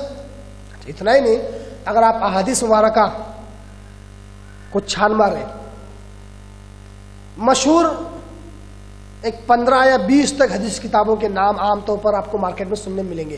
60 سے 70 حدیث کی کتابیں ہیں. ساری حدیث کتابیں اگر آپ چھان مارے ہیں اگر اوور آل 10 حدیثیں ہوں، کتنی 10 حدیثیں ہوں، تو 8 سے 9 حدیثوں میں عشق کا لفظ موجود نہیں، صرف محبت کا لفظ موجود ہے. سوچنے کی بات ہے نا. ایک آدھ حدیث میں عشق کا لفظ استعمال ہے. سوچو آپ، حدیث کی کتابوں میں اللہ تبارک تعالیٰ نے، اللہ تبارک تعالیٰ کا احسان ہے ہم پر کہ عشق کا لفظ اللہ نے محفوظ کیا ہی نہیں. ایک آدھ حدیث میں عشق کا لفظ ہے، وہ بھی ایک شخص تھا کہ وہ عورت سے عشق کرتا تھا، اس کا تذکرہ آیا. مگر اللہ کی بات آئی، اس کے رسول کی بات آئی، دین کی بات آئی، اسلام کی بات آئی، تو صرف اور صرف محبت کا لفظ استعمال ہوا، عشق کا لفظ استعمال ہوا ہی نہیں. کیوں نہیں ہوا؟ کیونکہ محبت ایک پاک لفظ ہے. کیا ایسا لفظ ہے؟ محبت ایک پاک لفظ ہے، دو پاک رشتوں کو بتلانے کے لیے استعمال ہوتا ہے. جیسے بیٹا اپنی ماں سے کہتا ہے، ماں میں تجھ سے بڑی محبت کرتا ہوں. زوردار چاٹا ملتا آپ کو؟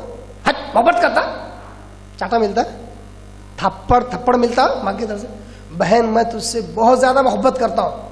گندے بچے، محبت کرتا میرے سے، بولتی ہے بہن گندا ہے تو؟ بولتی نہیں. بھائی سے بولا، بھائی مجھے آپ سے بڑی محبت ہے. بھائی خوش ہو جاتا. ارے اللہ کے بندو، اللہ کے تعلق سے بولتے ہو، رسول کے تعلق سے بولتے ہیں کہ ہم عشق کرتے ہیں، دم ہے، ہمت ہے، ماں کے سامنے کھڑے ہو جا، آنکھوں میں آنکھیں ڈال کے بول، ماں میں تجھ سے عشق کرتا ہوں. زوردار چاٹا ایسا میں لگا کہ گر بول کے زمین پر چکر کھا کے گر جائے گا.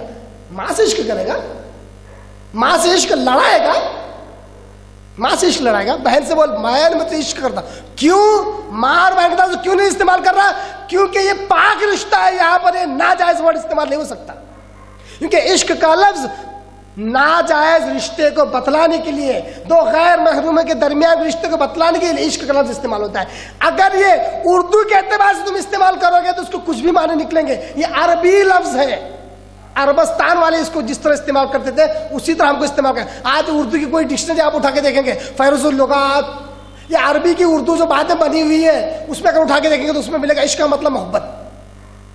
ارے عشق کا مطلب محبت تو ہے، مگر یہ اچھے رشتے کو بتلانے کے لیے استعمال نہیں ہوتا. اس لیے معاشرے کا سب سے بدنام لفظ کیا ہے؟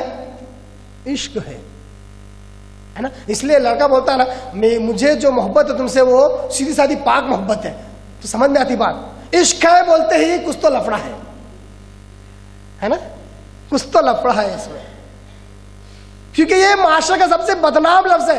اب جو سب سے بدنام اور ناجائز رشتے کو بتلانے کے جو لفظ استعمال ہوتا ہے وہ لفظ اللہ کے تعلق سے کہتا ہے کہ اللہ میں تیرا عاشق ہوں، اے رسول میں آپ کا عاشق ہوں، میں عاشق رسول ہوں. اس کا مطلب نعوذ باللہ اللہ اس کا اور تیرا کیا ناجائز رشتہ ہے؟ استغفر اللہ. رسول صاحب تیرا ناجائز رشتہ ہے؟ استغفر اللہ. اتنا ہی نہیں، آپ کو ایسے ہی نہیں، میں کسی پر طنز کرنے کے لیے، کسی پر تنقید کرنے کے لیے بات نہیں کر رہا ہوں. بے شمار واقعات موجود ہیں، بے شمار واقعات موجود ہیں. آپ نے سنا ہوگا، عام طور پر سننے میں آ جاتے ہیں، کبھی کبھی ظہر میں، عصر میں، کبھی چلتے پھرتے کچھ واقعات سننے میں آ جاتے ہیں. لوگوں نے سمجھ ہی رکھا ہے اسلام کو قصے کہانیوں کا دین. بہرحال واقعات کچھ اس طرح رہتے کہ ایک بزرگ جا رہے تھے. کون جا رہے تھے؟ بزرگ. اب جو بھی واقعہ رہیں گے، ایک بزرگ مدینہ میں خواب دیکھے، بولتی پورے اورنگ آباد میں چھپ جاتا ہوں پرچہ، قیامت آ رہی ہے، اتنے لوگ مریں گے. ایک بزرگ بولتے سارے مسلمان ڈھیر ہو جاتے ہیں، قرآن اتر گیا آسمان سے. ایسا ایک بزرگ جا رہے تھے، بارش کے ہو رہی تھی، چھیٹے چھیٹے گر رہے تھے. ایک کیا گندی باتیں، شرم آتی ہے بیان کرنے کو بھی. مسلمانوں کی دینی کتابیں جس میں قرآن کی آیتیں حدیث ہیں، وہاں پہ ایسے واقعات رہتے ہیں، شرم آنا چاہیے. کیا لکھا ہوا ہے؟ ایک عاشق کھڑا تھا، مجھے تو بڑی شرم آتی ہے. ایک عاشق کھڑا تھا، بالا خانے میں اس کی معشوقہ کھڑی تھی، اس کو لائن مار رہا تھا. یہ میں نے اپنی زبان میں بتا دیا، مطلب اس سے عشق لڑا رہا تھا. پہلے یہ کتاب میں لکھا ہوا ہے مسلمانوں کی، اردو عربی ہندی سب ہے اس میں، عربی اور اردو کے الفاظ ہیں اس میں، قرآن کی آیتیں. اب وہ بزرگ جب وہاں سے جا رہے تھے تو بارش ہو رہی تھی، اس لیے گڑھا تھا، تو دیکھا نہیں انہوں نے، گڑھے میں پیر رکھ دیا تو وہ پانی اس عاشق پر اچھل گیا. سنا ہے آپ نے واقعہ؟ یہ سنا ہے. پانی اچھلا، غصہ آ گیا اس عاشق کو. میں اچھا والا فری ہو کے جو بھی کام کر رہا تھا میں کر رہا تھا, اس نے اس میں ڈسٹربنس دے دیا, مداخلت کر دی, زوردار چاٹا لگا دیا, بزرگ نیچے گر گئے. صبر کیا, بزرگ ہے, اٹھ گئے, صبر کیا, آگے چلے. جیسے کچھ دیر کچھ دور ہی آگے گئے تھے کہ جو عاشق تھا جس نے مارا تھا وہ بھی چکر کھا کے نیچے گر گیا, اس کو بھی کسی نے مارا. پریشان ہو گیا, دوڑا ہوا بزرگ کے پاس آیا, بزرگ مجھے معاف کر دیجئے, میں نے آپ کو مارا تو مجھے بھی کسی نے مارا. تو کہا تو نے جس عاشق کو مارا اس کا جو معشوق ہے اس نے تجھے مارا. اللہ کی طرف اشارہ کر رہے ہیں, یعنی میں عاشق ہوں اللہ کا, اللہ میری اللہ میری معشوقہ ہے, اس نے تجھے مارا. یہ کیا ہے؟ یہ باقاعدہ مسلمانوں کی کتابوں میں ایسے واقعات, ایسے الفاظ, سب سے گھناؤنا گندا لفظ اللہ اس رسول تعالیٰ استعمال کرتے ہیں. میرا یہی ایک دعویٰ ہے, چیلنج ہے کہ قرآن نے کیوں لفظ استعمال نہیں کیا. ابھی میں نے آپ کیا حدیث پڑھ کے سنائی, کیا کہتے ہیں وسلم, لا یؤمن احدکم حتی اکون احب الیہ, کوئی شخص اس وقت مومن نہیں ہو سکتا جب تک کہ اس کے دل میں میری محبت, میرا عشق کیوں نہیں ہے, کیوں نہیں ہے میری محبت اس کے دل میں سارے لوگوں سے بڑھ کر نہ ہو جائے. قرآن میں ایک جگہ, اچھا عشق لفظ ہی نہیں, اس سے کوئی مشتق ڈیرائیوڈ ورڈ بھی نہیں ہے قرآن میں. ڈیرائیوڈ سمجھتے ہیں, عاشق, معشوق, اشتیاق, مشتاق, ایسے بھی الفاظ نہیں ہیں. اس پہ اندازہ کر سکتے ہیں کہ معاشرے سب سے بدنام لفظ ہم اللہ اس کے رسول سے استعمال کرتے ہیں. اللہ تعالیٰ قرآن میں کہتا ہے اگر تم واقعی اللہ سے اور اس کے رسول سے محبت کرتے ہو تو اللہ اس کے رسول کی اطاعت کرو, تابعداری کرو. یہی بات اللہ تبارک تعالیٰ قرآن میں سورہ نساء سورہ نمبر 4 کے آیت نمبر 70 میں کہتا ہے, مَن یُطِیعِ اللَّهَ وَرَسُولَهُ, جو کہ اللہ اس کے رسول کی اطاعت کرے گا, فَأُولَٰئِکَ مَعَ الَّذِينَ, یہ ان لوگوں میں سے ہوگا, أَنْعَمَ اللَّهُ عَلَيْهِمْ, جن پر اللہ نے انعام اور اکرام کیا, مِنَ النَّبِيِّينَ, انبیاء کے ساتھ ہوگا. جو اللہ اس کے رسول کی اطاعت کرے گا, جو کہ محبت اصل محبت ہے, اطاعت اصل محبت ہے, حکم کی فرمانبرداری یہ اصل محبت ہے. جب یہ اصل محبت کرے گا اطاعت اور فرمانبرداری کی, تو وہ کس کے ساتھ ہوگا, ان لوگوں کے ساتھ جن پر اللہ نے انعام کیا, یعنی کہ انبیاء کے ساتھ, والصدیقین, سچے لوگوں کے ساتھ, صدیقین کے ساتھ, والشہداء, شہیدوں کے ساتھ, والصالحین, نیک اور صالح لوگوں کے ساتھ, حسن اولئک رفیقا, آخرت میں ان لوگوں کے ساتھ رہنا یہ بہت ہی بہترین رفاقت ہے. حسن اولئک رفیقا, یہ بہترین دوست ہے جن کے ساتھ آخرت میں صحبت ملے. انبیاء کے ساتھ, صدیقین کے ساتھ, شہداء کے ساتھ آخرت میں صحبت ملا, کتنی بڑی بات ہے. کب اللہ اس کے رسول سے حقیقی محبت کی جائے.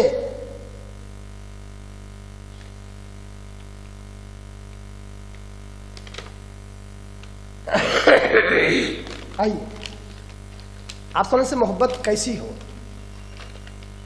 کیسے کی جائے, یہی بات چل رہی ہے نا. آپ صلی اللہ سے محبت کیسے کی جائے.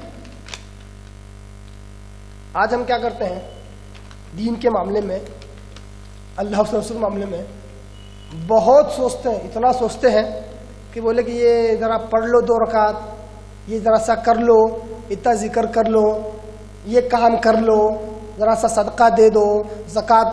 تو یہ سنت ہے کہ فرض ہے. اتنا ہی نہیں, بولے کہ بھئی رمضان میں تراویح پڑھنا ضروری ہے. ضروری ہے, بہت ہی ضروری ہے کیا تھوڑا سا ضروری ہے؟ دیکھو نہیں بہت ضروری ہے. اچھا بہت ہی ضروری ہے تو فرض ہے کہ سنت ہے کہ نفل ہے کہ واجب ہے کہ مستحب ہے کہ مکروہ ہے کہ کیا ہے؟ کتنی لمبی چھوٹی لسٹ گنا دیا. نہیں بھائی پڑھنا ضروری ہے تو کیا ہے اس میں, فرض ہے تو پھر چلو میں پڑھوں گا, چھوڑوں گا تو گنہگار ہو جائیں گا. سنت ہے, نفل ہے, واجب ہے, مستحب ہے تو بولو کبھی ڈنڈی بھی مار لوں گا, نہیں تو 10 دن کھٹ کھٹ کھٹ کھٹ کھٹ کھٹ کھٹ کھٹ پوری قرآن ختم کر لوں گا, 20 دن بہت سکون اور آرام رہیں گا, سارا کاروبار کا کاروبار ہوگا, نماز کی نماز. یا پھر 10 دن کھٹ کھٹ پوری پورا قرآن ختم کر کے عالم طرح میں چلے جانے کا, افطار کر کے کھانا کھا کے مسجد میں جانے کا, 20 رکعت تراویح پڑھ کے گھر میں آنے کا, اور لوگ تراویح کو جاتے رہتے. اورنگ آباد ایسی مسجد موجود ہے, معلوم ہے آپ کو. اب اس کو کیلکولیٹر مسجد کہیں گے تراویح کے معاملے میں, یا کمپیوٹر کہیں گے, یا سپر کمپیوٹر کہیں گے, پتہ نہیں. کھانا کھا کے جاتا ہے, لوگ تراویح کو جاتے رہتے ہوئے, وہ پوری تراویح پڑھ کے آتا رہتا ہے. 15 سے 20 منٹ کے اندر عشاء, تراویح, وتر سب مکمل ہو جاتا ہے. تو لوگ بہت زیادہ تشویش میں ہوتے ہیں کہ سنت ہے فرض ہے کیا ہے. آئیے ایک حدیث مبارکہ دیکھ لیتے ہیں, بڑی پیاری حدیث ہے, دل کو چھونے والی. ان عمر ابن خطاب رضی اللہ تعالیٰ عنہ, حضرت عمر بن خطاب رضی اللہ عنہ کہتے ہیں, قال, یہ صحیح بخاری کی حدیث, صحیح بخاری کا عربی متن آپ کیا کر رکھا ہوں, قال للرکن, حجر اسود, حجر اسود سے مخاطب ہو کر حضرت عمر بن خطاب رضی اللہ عنہ کہتے ہیں, اما واللہ, خیر حجر اسود سن لے, دیکھ تو صحیح, اللہ کی قسم, انی لأعلم انک حجر, کہ بے شک مجھے بہت زیادہ یقین ہے, بہت زیادہ مجھے معلوم ہے کہ تو صرف ایک پتھر ہے. کیا ہے؟ کیا عقیدہ ہے, کیا ایمان ہے عمر رضی اللہ عنہ کا. واقعی ایسا عقیدہ, ایسا ایمان تھا, اس لیے آپ صلی اللہ علیہ وسلم نے کہا کہ میرا امت جس راستے سے گزرے شیطان وہ راستہ بدل دیتا, ڈر کے مارے راستہ ہی بدل دیتا. عمر آ رہا ہے, عمر رضی اللہ عنہ کہتے ہیں کہ اے حجر اسود, مجھے معلوم ہے کہ تو صرف ایک پتھر ہے, لا تضر ولا تنفع, نہ نقصان کر سکتا ہے نہ فائدہ کر سکتا ہے. حج کے لیے گئے ہیں, حجر اسود کے پاس گئے, اس سے یہ مخاطب ہو کر کہہ رہے ہیں, صحیح بخاری کی حدیث ہے, ولولا انی رأیت النبی صلی اللہ علیہ وسلم استلمک, اگر میں آپ صلی اللہ علیہ وسلم کو تجھے چھوتے اور بوسا کرتے ہوئے نہ دیکھتا, استلام کرتے ہوئے اگر نہ دیکھتا, مستلمتک, تو میں ہرگز تجھے نہ چھوتا نہ تجھے بوسا دیتا نہ چومتا. اگر آپ سنو کہ یہ کام کرتے ہوئے نہ دیکھتا تو میں یہ کبھی نہ کرتا. فاستلمہ, ثم قال, پھر اس کے بعد اتنا کہا, اس کو ہاتھ لگایا, اس کو بوسا دیا حجر اسود کو. طواف کے درمیان یہ کام کرتے ہیں حاجی حضرات اور معتمر حضرات. فما لنا وللرمل انما كنا رعینا به المشرکین. اور پھر عمر رضی اللہ عنہ کہتے ہیں کہ ہم جو رمل کرتے ہیں وہ تو صرف مشرکین کو دکھانے کے لیے کرتے تھے, وہ تو ہم صرف مشرکین کو دکھانے نہیں کرتے تھے. وقد اہلکہم اللہ, اللہ نے تو مشرکوں کو ہلاک ہی کر دیا, اب ہم رمل کیوں کریں. ثم قال, اس کے بعد کہتے ہیں, شیء صنعہ النبی صلی اللہ علیہ وسلم, آج حالانکہ رمل کرنے کی کوئی ضرورت محسوس نہیں ہو رہی ہے, ضرورت ہی نہیں, کیونکہ مشرکوں کو دکھانے کے لیے ہم یہ کام کرتے تھے, آج بالکل ضرورت نہیں ہے. مگر شیء, یہ وہ چیز ہے, صنع النبی صلی اللہ علیہ وسلم, اللہ کے وسلم نے یہ عمل کیا ہے, فلا نحب ان نترکہ, کہ ہمیں یہ پسند نہیں ہے کہ ہم وہ عمل چھوڑ دیں جو آپ صلی اللہ علیہ وسلم نے کیا, بھلے آج اس کی ضرورت محسوس نہیں ہو رہی ہے. یہ ہے کیا فرض ہے, سنت ہے, واجب ہے, کے بجائے نبی نے کیا ہم کریں گے, بھلے آج اس کی ضرورت ہو یا نہ ہو. آج مسلمان کی حالت کیا ہے پتہ ہے, روزہ رکھنے کا, کیوں رکھنے کا, ڈائجیشن سسٹم ذرا صحیح ہو جائے گا, بولے نماز پڑھنے کا, کیوں پڑھنے کا, بولے ایکسرسائز ہو جاتی ہے. ارے کبھی تو کہیں تو نیت صحیح رکھو, کرو بھلے فائدہ ہو یا نہ ہو. ارے واٹس ایپ فیس بک وغیرہ بڑے عجیب و غریب دماغ کو دہی کرنے والے میسج آتے ہیں. فجر جو پڑھے گا اس کو یہ فائدہ ہوگا, ظہر جو پڑھے گا اس کو یہ فائدہ ہوگا, عصر جو پڑھے گا یہ فائدہ ہوگا. ہر نماز کا ایک فائدہ بتا دیا, مطلب جو فائدہ تم کو سوٹ ہو وہی نماز پڑھو, باقی نہیں پڑھے چلتا, تم کو نہیں ہے نا ضرورت. ڈاکٹر نے بولا کہ 5 گولیاں لکھ کے دے دیا میں نے, یہ 3 تمہارے لیے ضروری ہے, معلوم کیا ہوا, باقی کی 3 نہیں بھی لیے تو چلتا, جو ضرورت ہے وہی لے لینے کا مطلب یہ ہوا نا. عام مسلمان یہ کام کرتا ہے, فائدہ مند چیزیں دیکھتا ہے, فائدہ ہے تو کرتا. اس لیے آج کے لوگ ہیں نا, اسلام کو اسلام سمجھ کر دیکھتے ہی نہیں. اسلام بولتے کیا ہے اس میں سائنٹیفکلی کیا ہے, ہر بار سائنٹیفکلی کیا ہے. ارے سائنٹیفکلی ضروری نہیں ہے, سائنس سے کہیں اعلیٰ مقام پر اسلام ہے. سائنس کی تو کوئی ویلیو ہی نہیں ہے اس کی نگاہ میں. سائنس اس کے آگے ہے نا پانی بھرتا ہے, کوئی ویلیو نہیں ہے. سائنس تو ابھی ابھی ترقی کر رہا ہے, اور وہ جو ترقی کر رہا ہے اللہ کی قسم قرآن مجید موجود ہے, حدیث مبارکہ موجود ہے, اسلام نے اس کی نشاندہی کی ہے. بڑے بڑے ڈاکٹر نے جو چیزیں ایجاد کی وہ قرآن میں اور حدیث مبارکہ میں ان کی نشاندہی موجود ہے. آپ اس سے اندازہ کر سکتے ہیں اسلام کتنا اونچا ہے. یہ مت دیکھو بار بار اس کا کیا فائدہ ہے, اس کا کیا فائدہ ہے. رات میں سونے سے پہلے 1 گلاس پی لیے تو کیا فائدہ ہوتا ہے, صبح اٹھنے بعد نہار پہ 1 گلاس پی لیے تو کیا فائدہ ہوتا ہے. ہر اچھی بات اسلام نہیں ہے, قسم خدا کی ہر اسلام کی بات اچھی ہے, ہم ہر اچھی بات کو اسلام سمجھتے ہیں. آئیے, یہ ہمیں معلوم ہوا کہ یہ جو ہے سنت, نفل, فرض کہہ کے نبی کی اتباع کرنے کی بجائے نبی کی اتباع کر لینا چاہیے. آخری باتیں سن کر ہم اپنی بات مکمل کریں گے, وہ ہے محبت کا تقاضا کیا ہے. محبت کا تقاضا کیا ہے, محبت کیا چاہتی ہے. محبت 2 چیزیں چاہتی ہے, بہت بنیادی چیز بتلا رہا ہوں, بہت اہم, اس کو یاد رکھ لیجئے, آج کا ہمارا عنوان کامیاب ہو جائے گا انشاءاللہ. محبت 2 چیزیں چاہتی ہے, ایک سنت سے سب سے زیادہ محبت, سخت محبت کس سے, سنت سے. آدھا ہوگی محبت, یہ محبت آدھی ہو گئی, پوری کرنا ہو تو بدعت سے سخت نفرت, تب جا کے محبت پوری ہوگی. سنت مطلب آپ صلی اللہ علیہ وسلم نے جو کچھ کہا, جو کچھ عمل کیا جس کی اجازت دی, اور صحابہ سے تابعین تبع تابعین رحمہ اللہ سے جو چیز ثابت ہوئی سنت, اس سے سخت محبت ہو, حد سے زیادہ محبت ہو. معلوم ہوا کہ یہ حدیث آ گئی صحیح حدیث, اس سے بڑھ کر دنیا کوئی چیز نہ ہو. اس کے بالمقابل بدعت سے سخت نفرت ہو, تب جا کے محبت کامل اور پوری ہوگی. یہ محبت کا تقاضا ہے. آئیے حدیث مبارکہ دیکھ لیتے ہیں. سہل بن سعد یقول سمعت النبی صلی اللہ علیہ وسلم, سہل بن سعد کہتے ہیں کہ میں نے آپ صلی اللہ علیہ وسلم سے سنا, انا فرتکم علی الحوض, جو حدیث بیان کر رہا ہوں یہ خود 1 گھنٹہ ماشاءاللہ بولنے کی حدیث ہے. آپ صلی اللہ علیہ وسلم کہتے ہیں انا فرتکم علی الحوض, میں حوض پر کھڑا ہوا ہوں گا, لوگوں کا انتظار کر رہا ہوں گا حوض کوثر پر.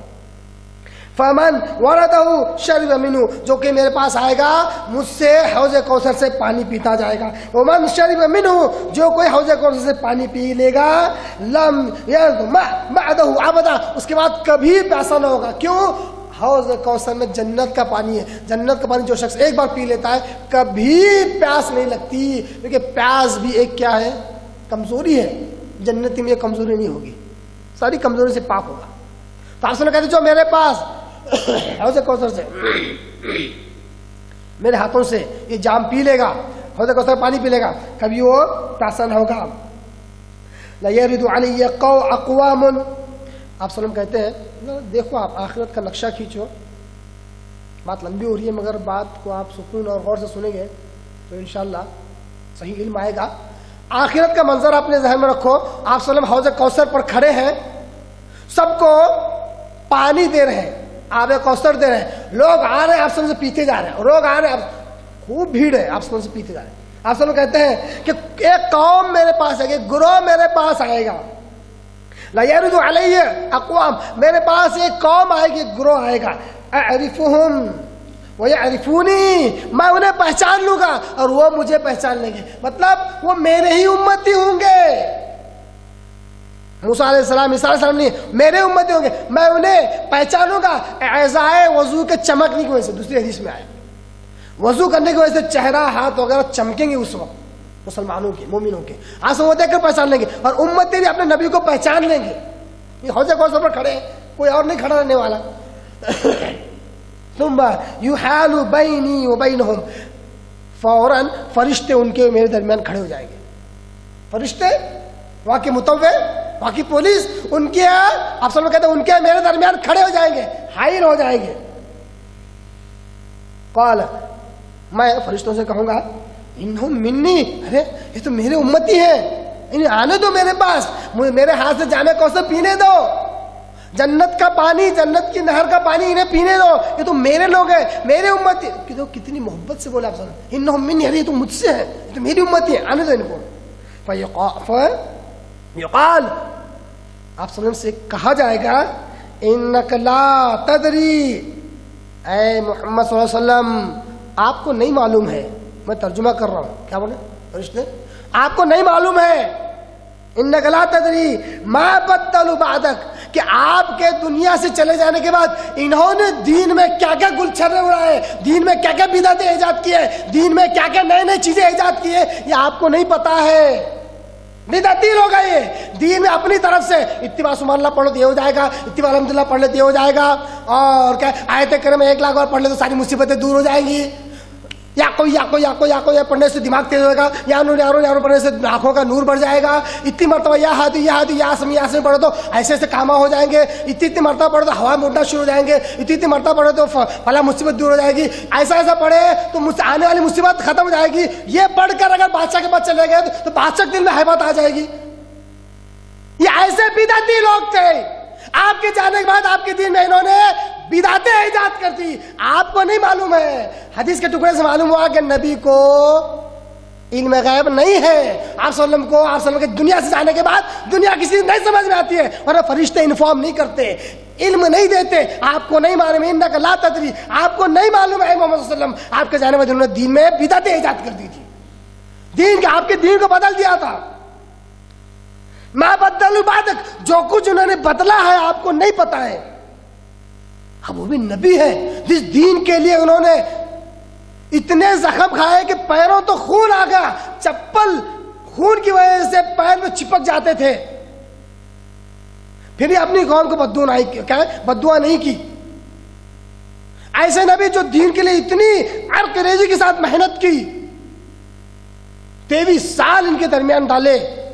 جب معلوم ہوگا کہ دین میں تبدیلی کی، بدعتیں ایجاد کی، اپنی طرف سے من گھڑت عقیدے، اپنی طرف سے من گھڑت کیا کہتے ہیں مسائل کھڑے لیے، تو آپ وسلم کہتے ہیں سحقن سحقن، بدبختو ہٹ جاؤ یہاں سے، دور ہو جاؤ. سحقن سحقن لمن بدل بعدی، میرے جانے کے بعد میرے دین میں تبدیلی کر دی، دور ہو جاؤ، مجھ سے دور ہو جاؤ. آپ وسلم فوراً دھتکاریں گے. ایسے لوگ آپ وسلم دھتکاریں گے. اس حدیث سے، صحیح حدیث سے معلوم ہوا کہ جو نبی سے محبت کرتا ہے ضروری ہے کہ وہ بدعت سے نفرت کرے، بدعتیوں سے نفرت کرے. جو دین میں نئی نئی چیزیں ایجاد کرتے، نئے نئے فارمولے بناتے، شارٹ کٹ نکالتے، ایسے لوگوں سے نفرت اور ایسے عمل سے نفرت ہو تو اس کے دل میں حقیقی محبت آپ صلی اللہ علیہ وسلم کی جاگزی ہوگی، حقیقی محبت پیدا ہوگی. یہی اصلی محبت کرنے والا آپ صلی اللہ علیہ وسلم سے.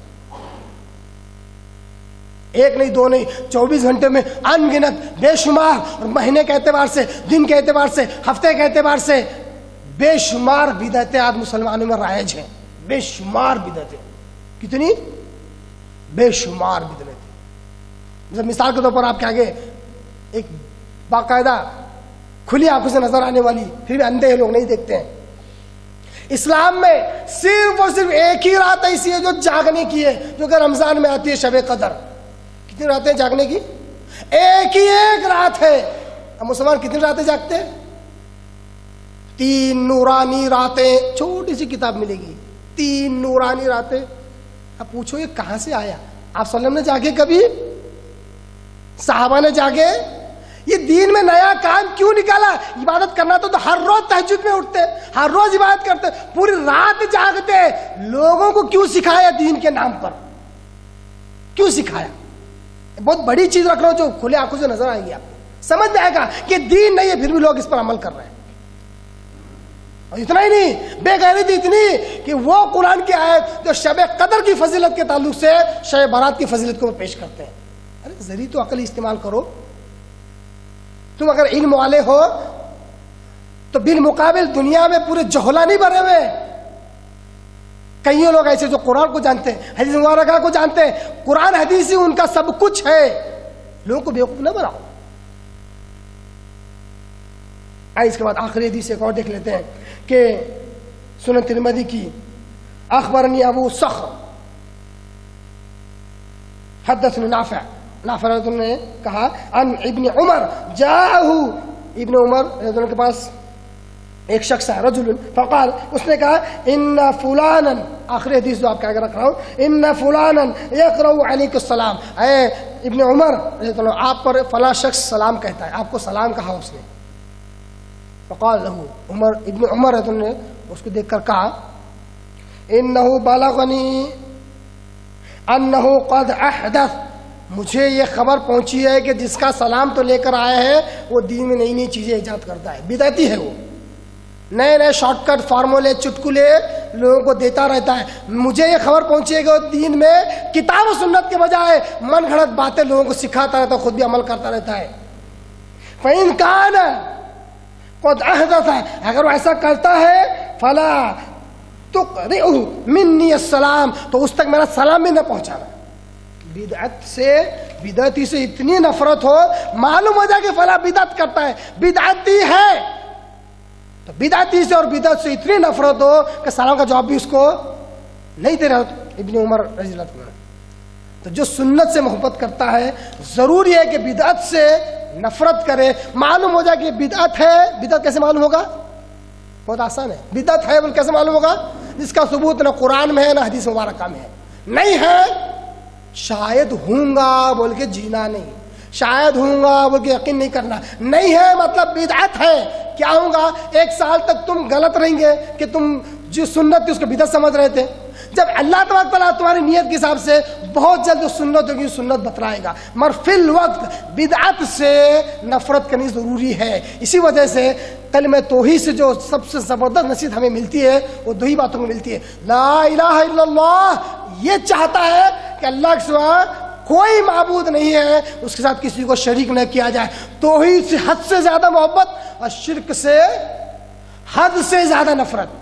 محمد رسول اللہ سے یہ چاہا جاتا ہے، اچھا لگ رہا ہے کہ محمد رسول اللہ سے یہ مقصود ہے کہ صرف محمد صلی اللہ علیہ وسلم کی اطاعت کی جائے، ان کی رسالت میں کسی کو شریک نہ کیا جائے، ان کی شریعت میں کسی اور کی تابعداری نہ کی جائے، سنت سے سب سے زیادہ محبت کی جائے اور بدعت سے سب سے زیادہ نفرت کی جائے۔ یہ چند باتیں تھی محبت رسول کے عنوان پر جو میں نے آپ کے آگے رکھی۔ اللہ سے دعا کرتا ہوں اللہ تعالیٰ ہم سب کو حقیقی محبت نصیب فرمائے اور توحید سے محبت کرنے، شرک سے نفرت کرنے کی توفیق عطا فرمائے، سنت سے محبت اور بدعت سے نفرت کرنے اللہ توفیق عطا فرمائے۔ وآخر دعوانا ان الحمد للہ رب العالمین۔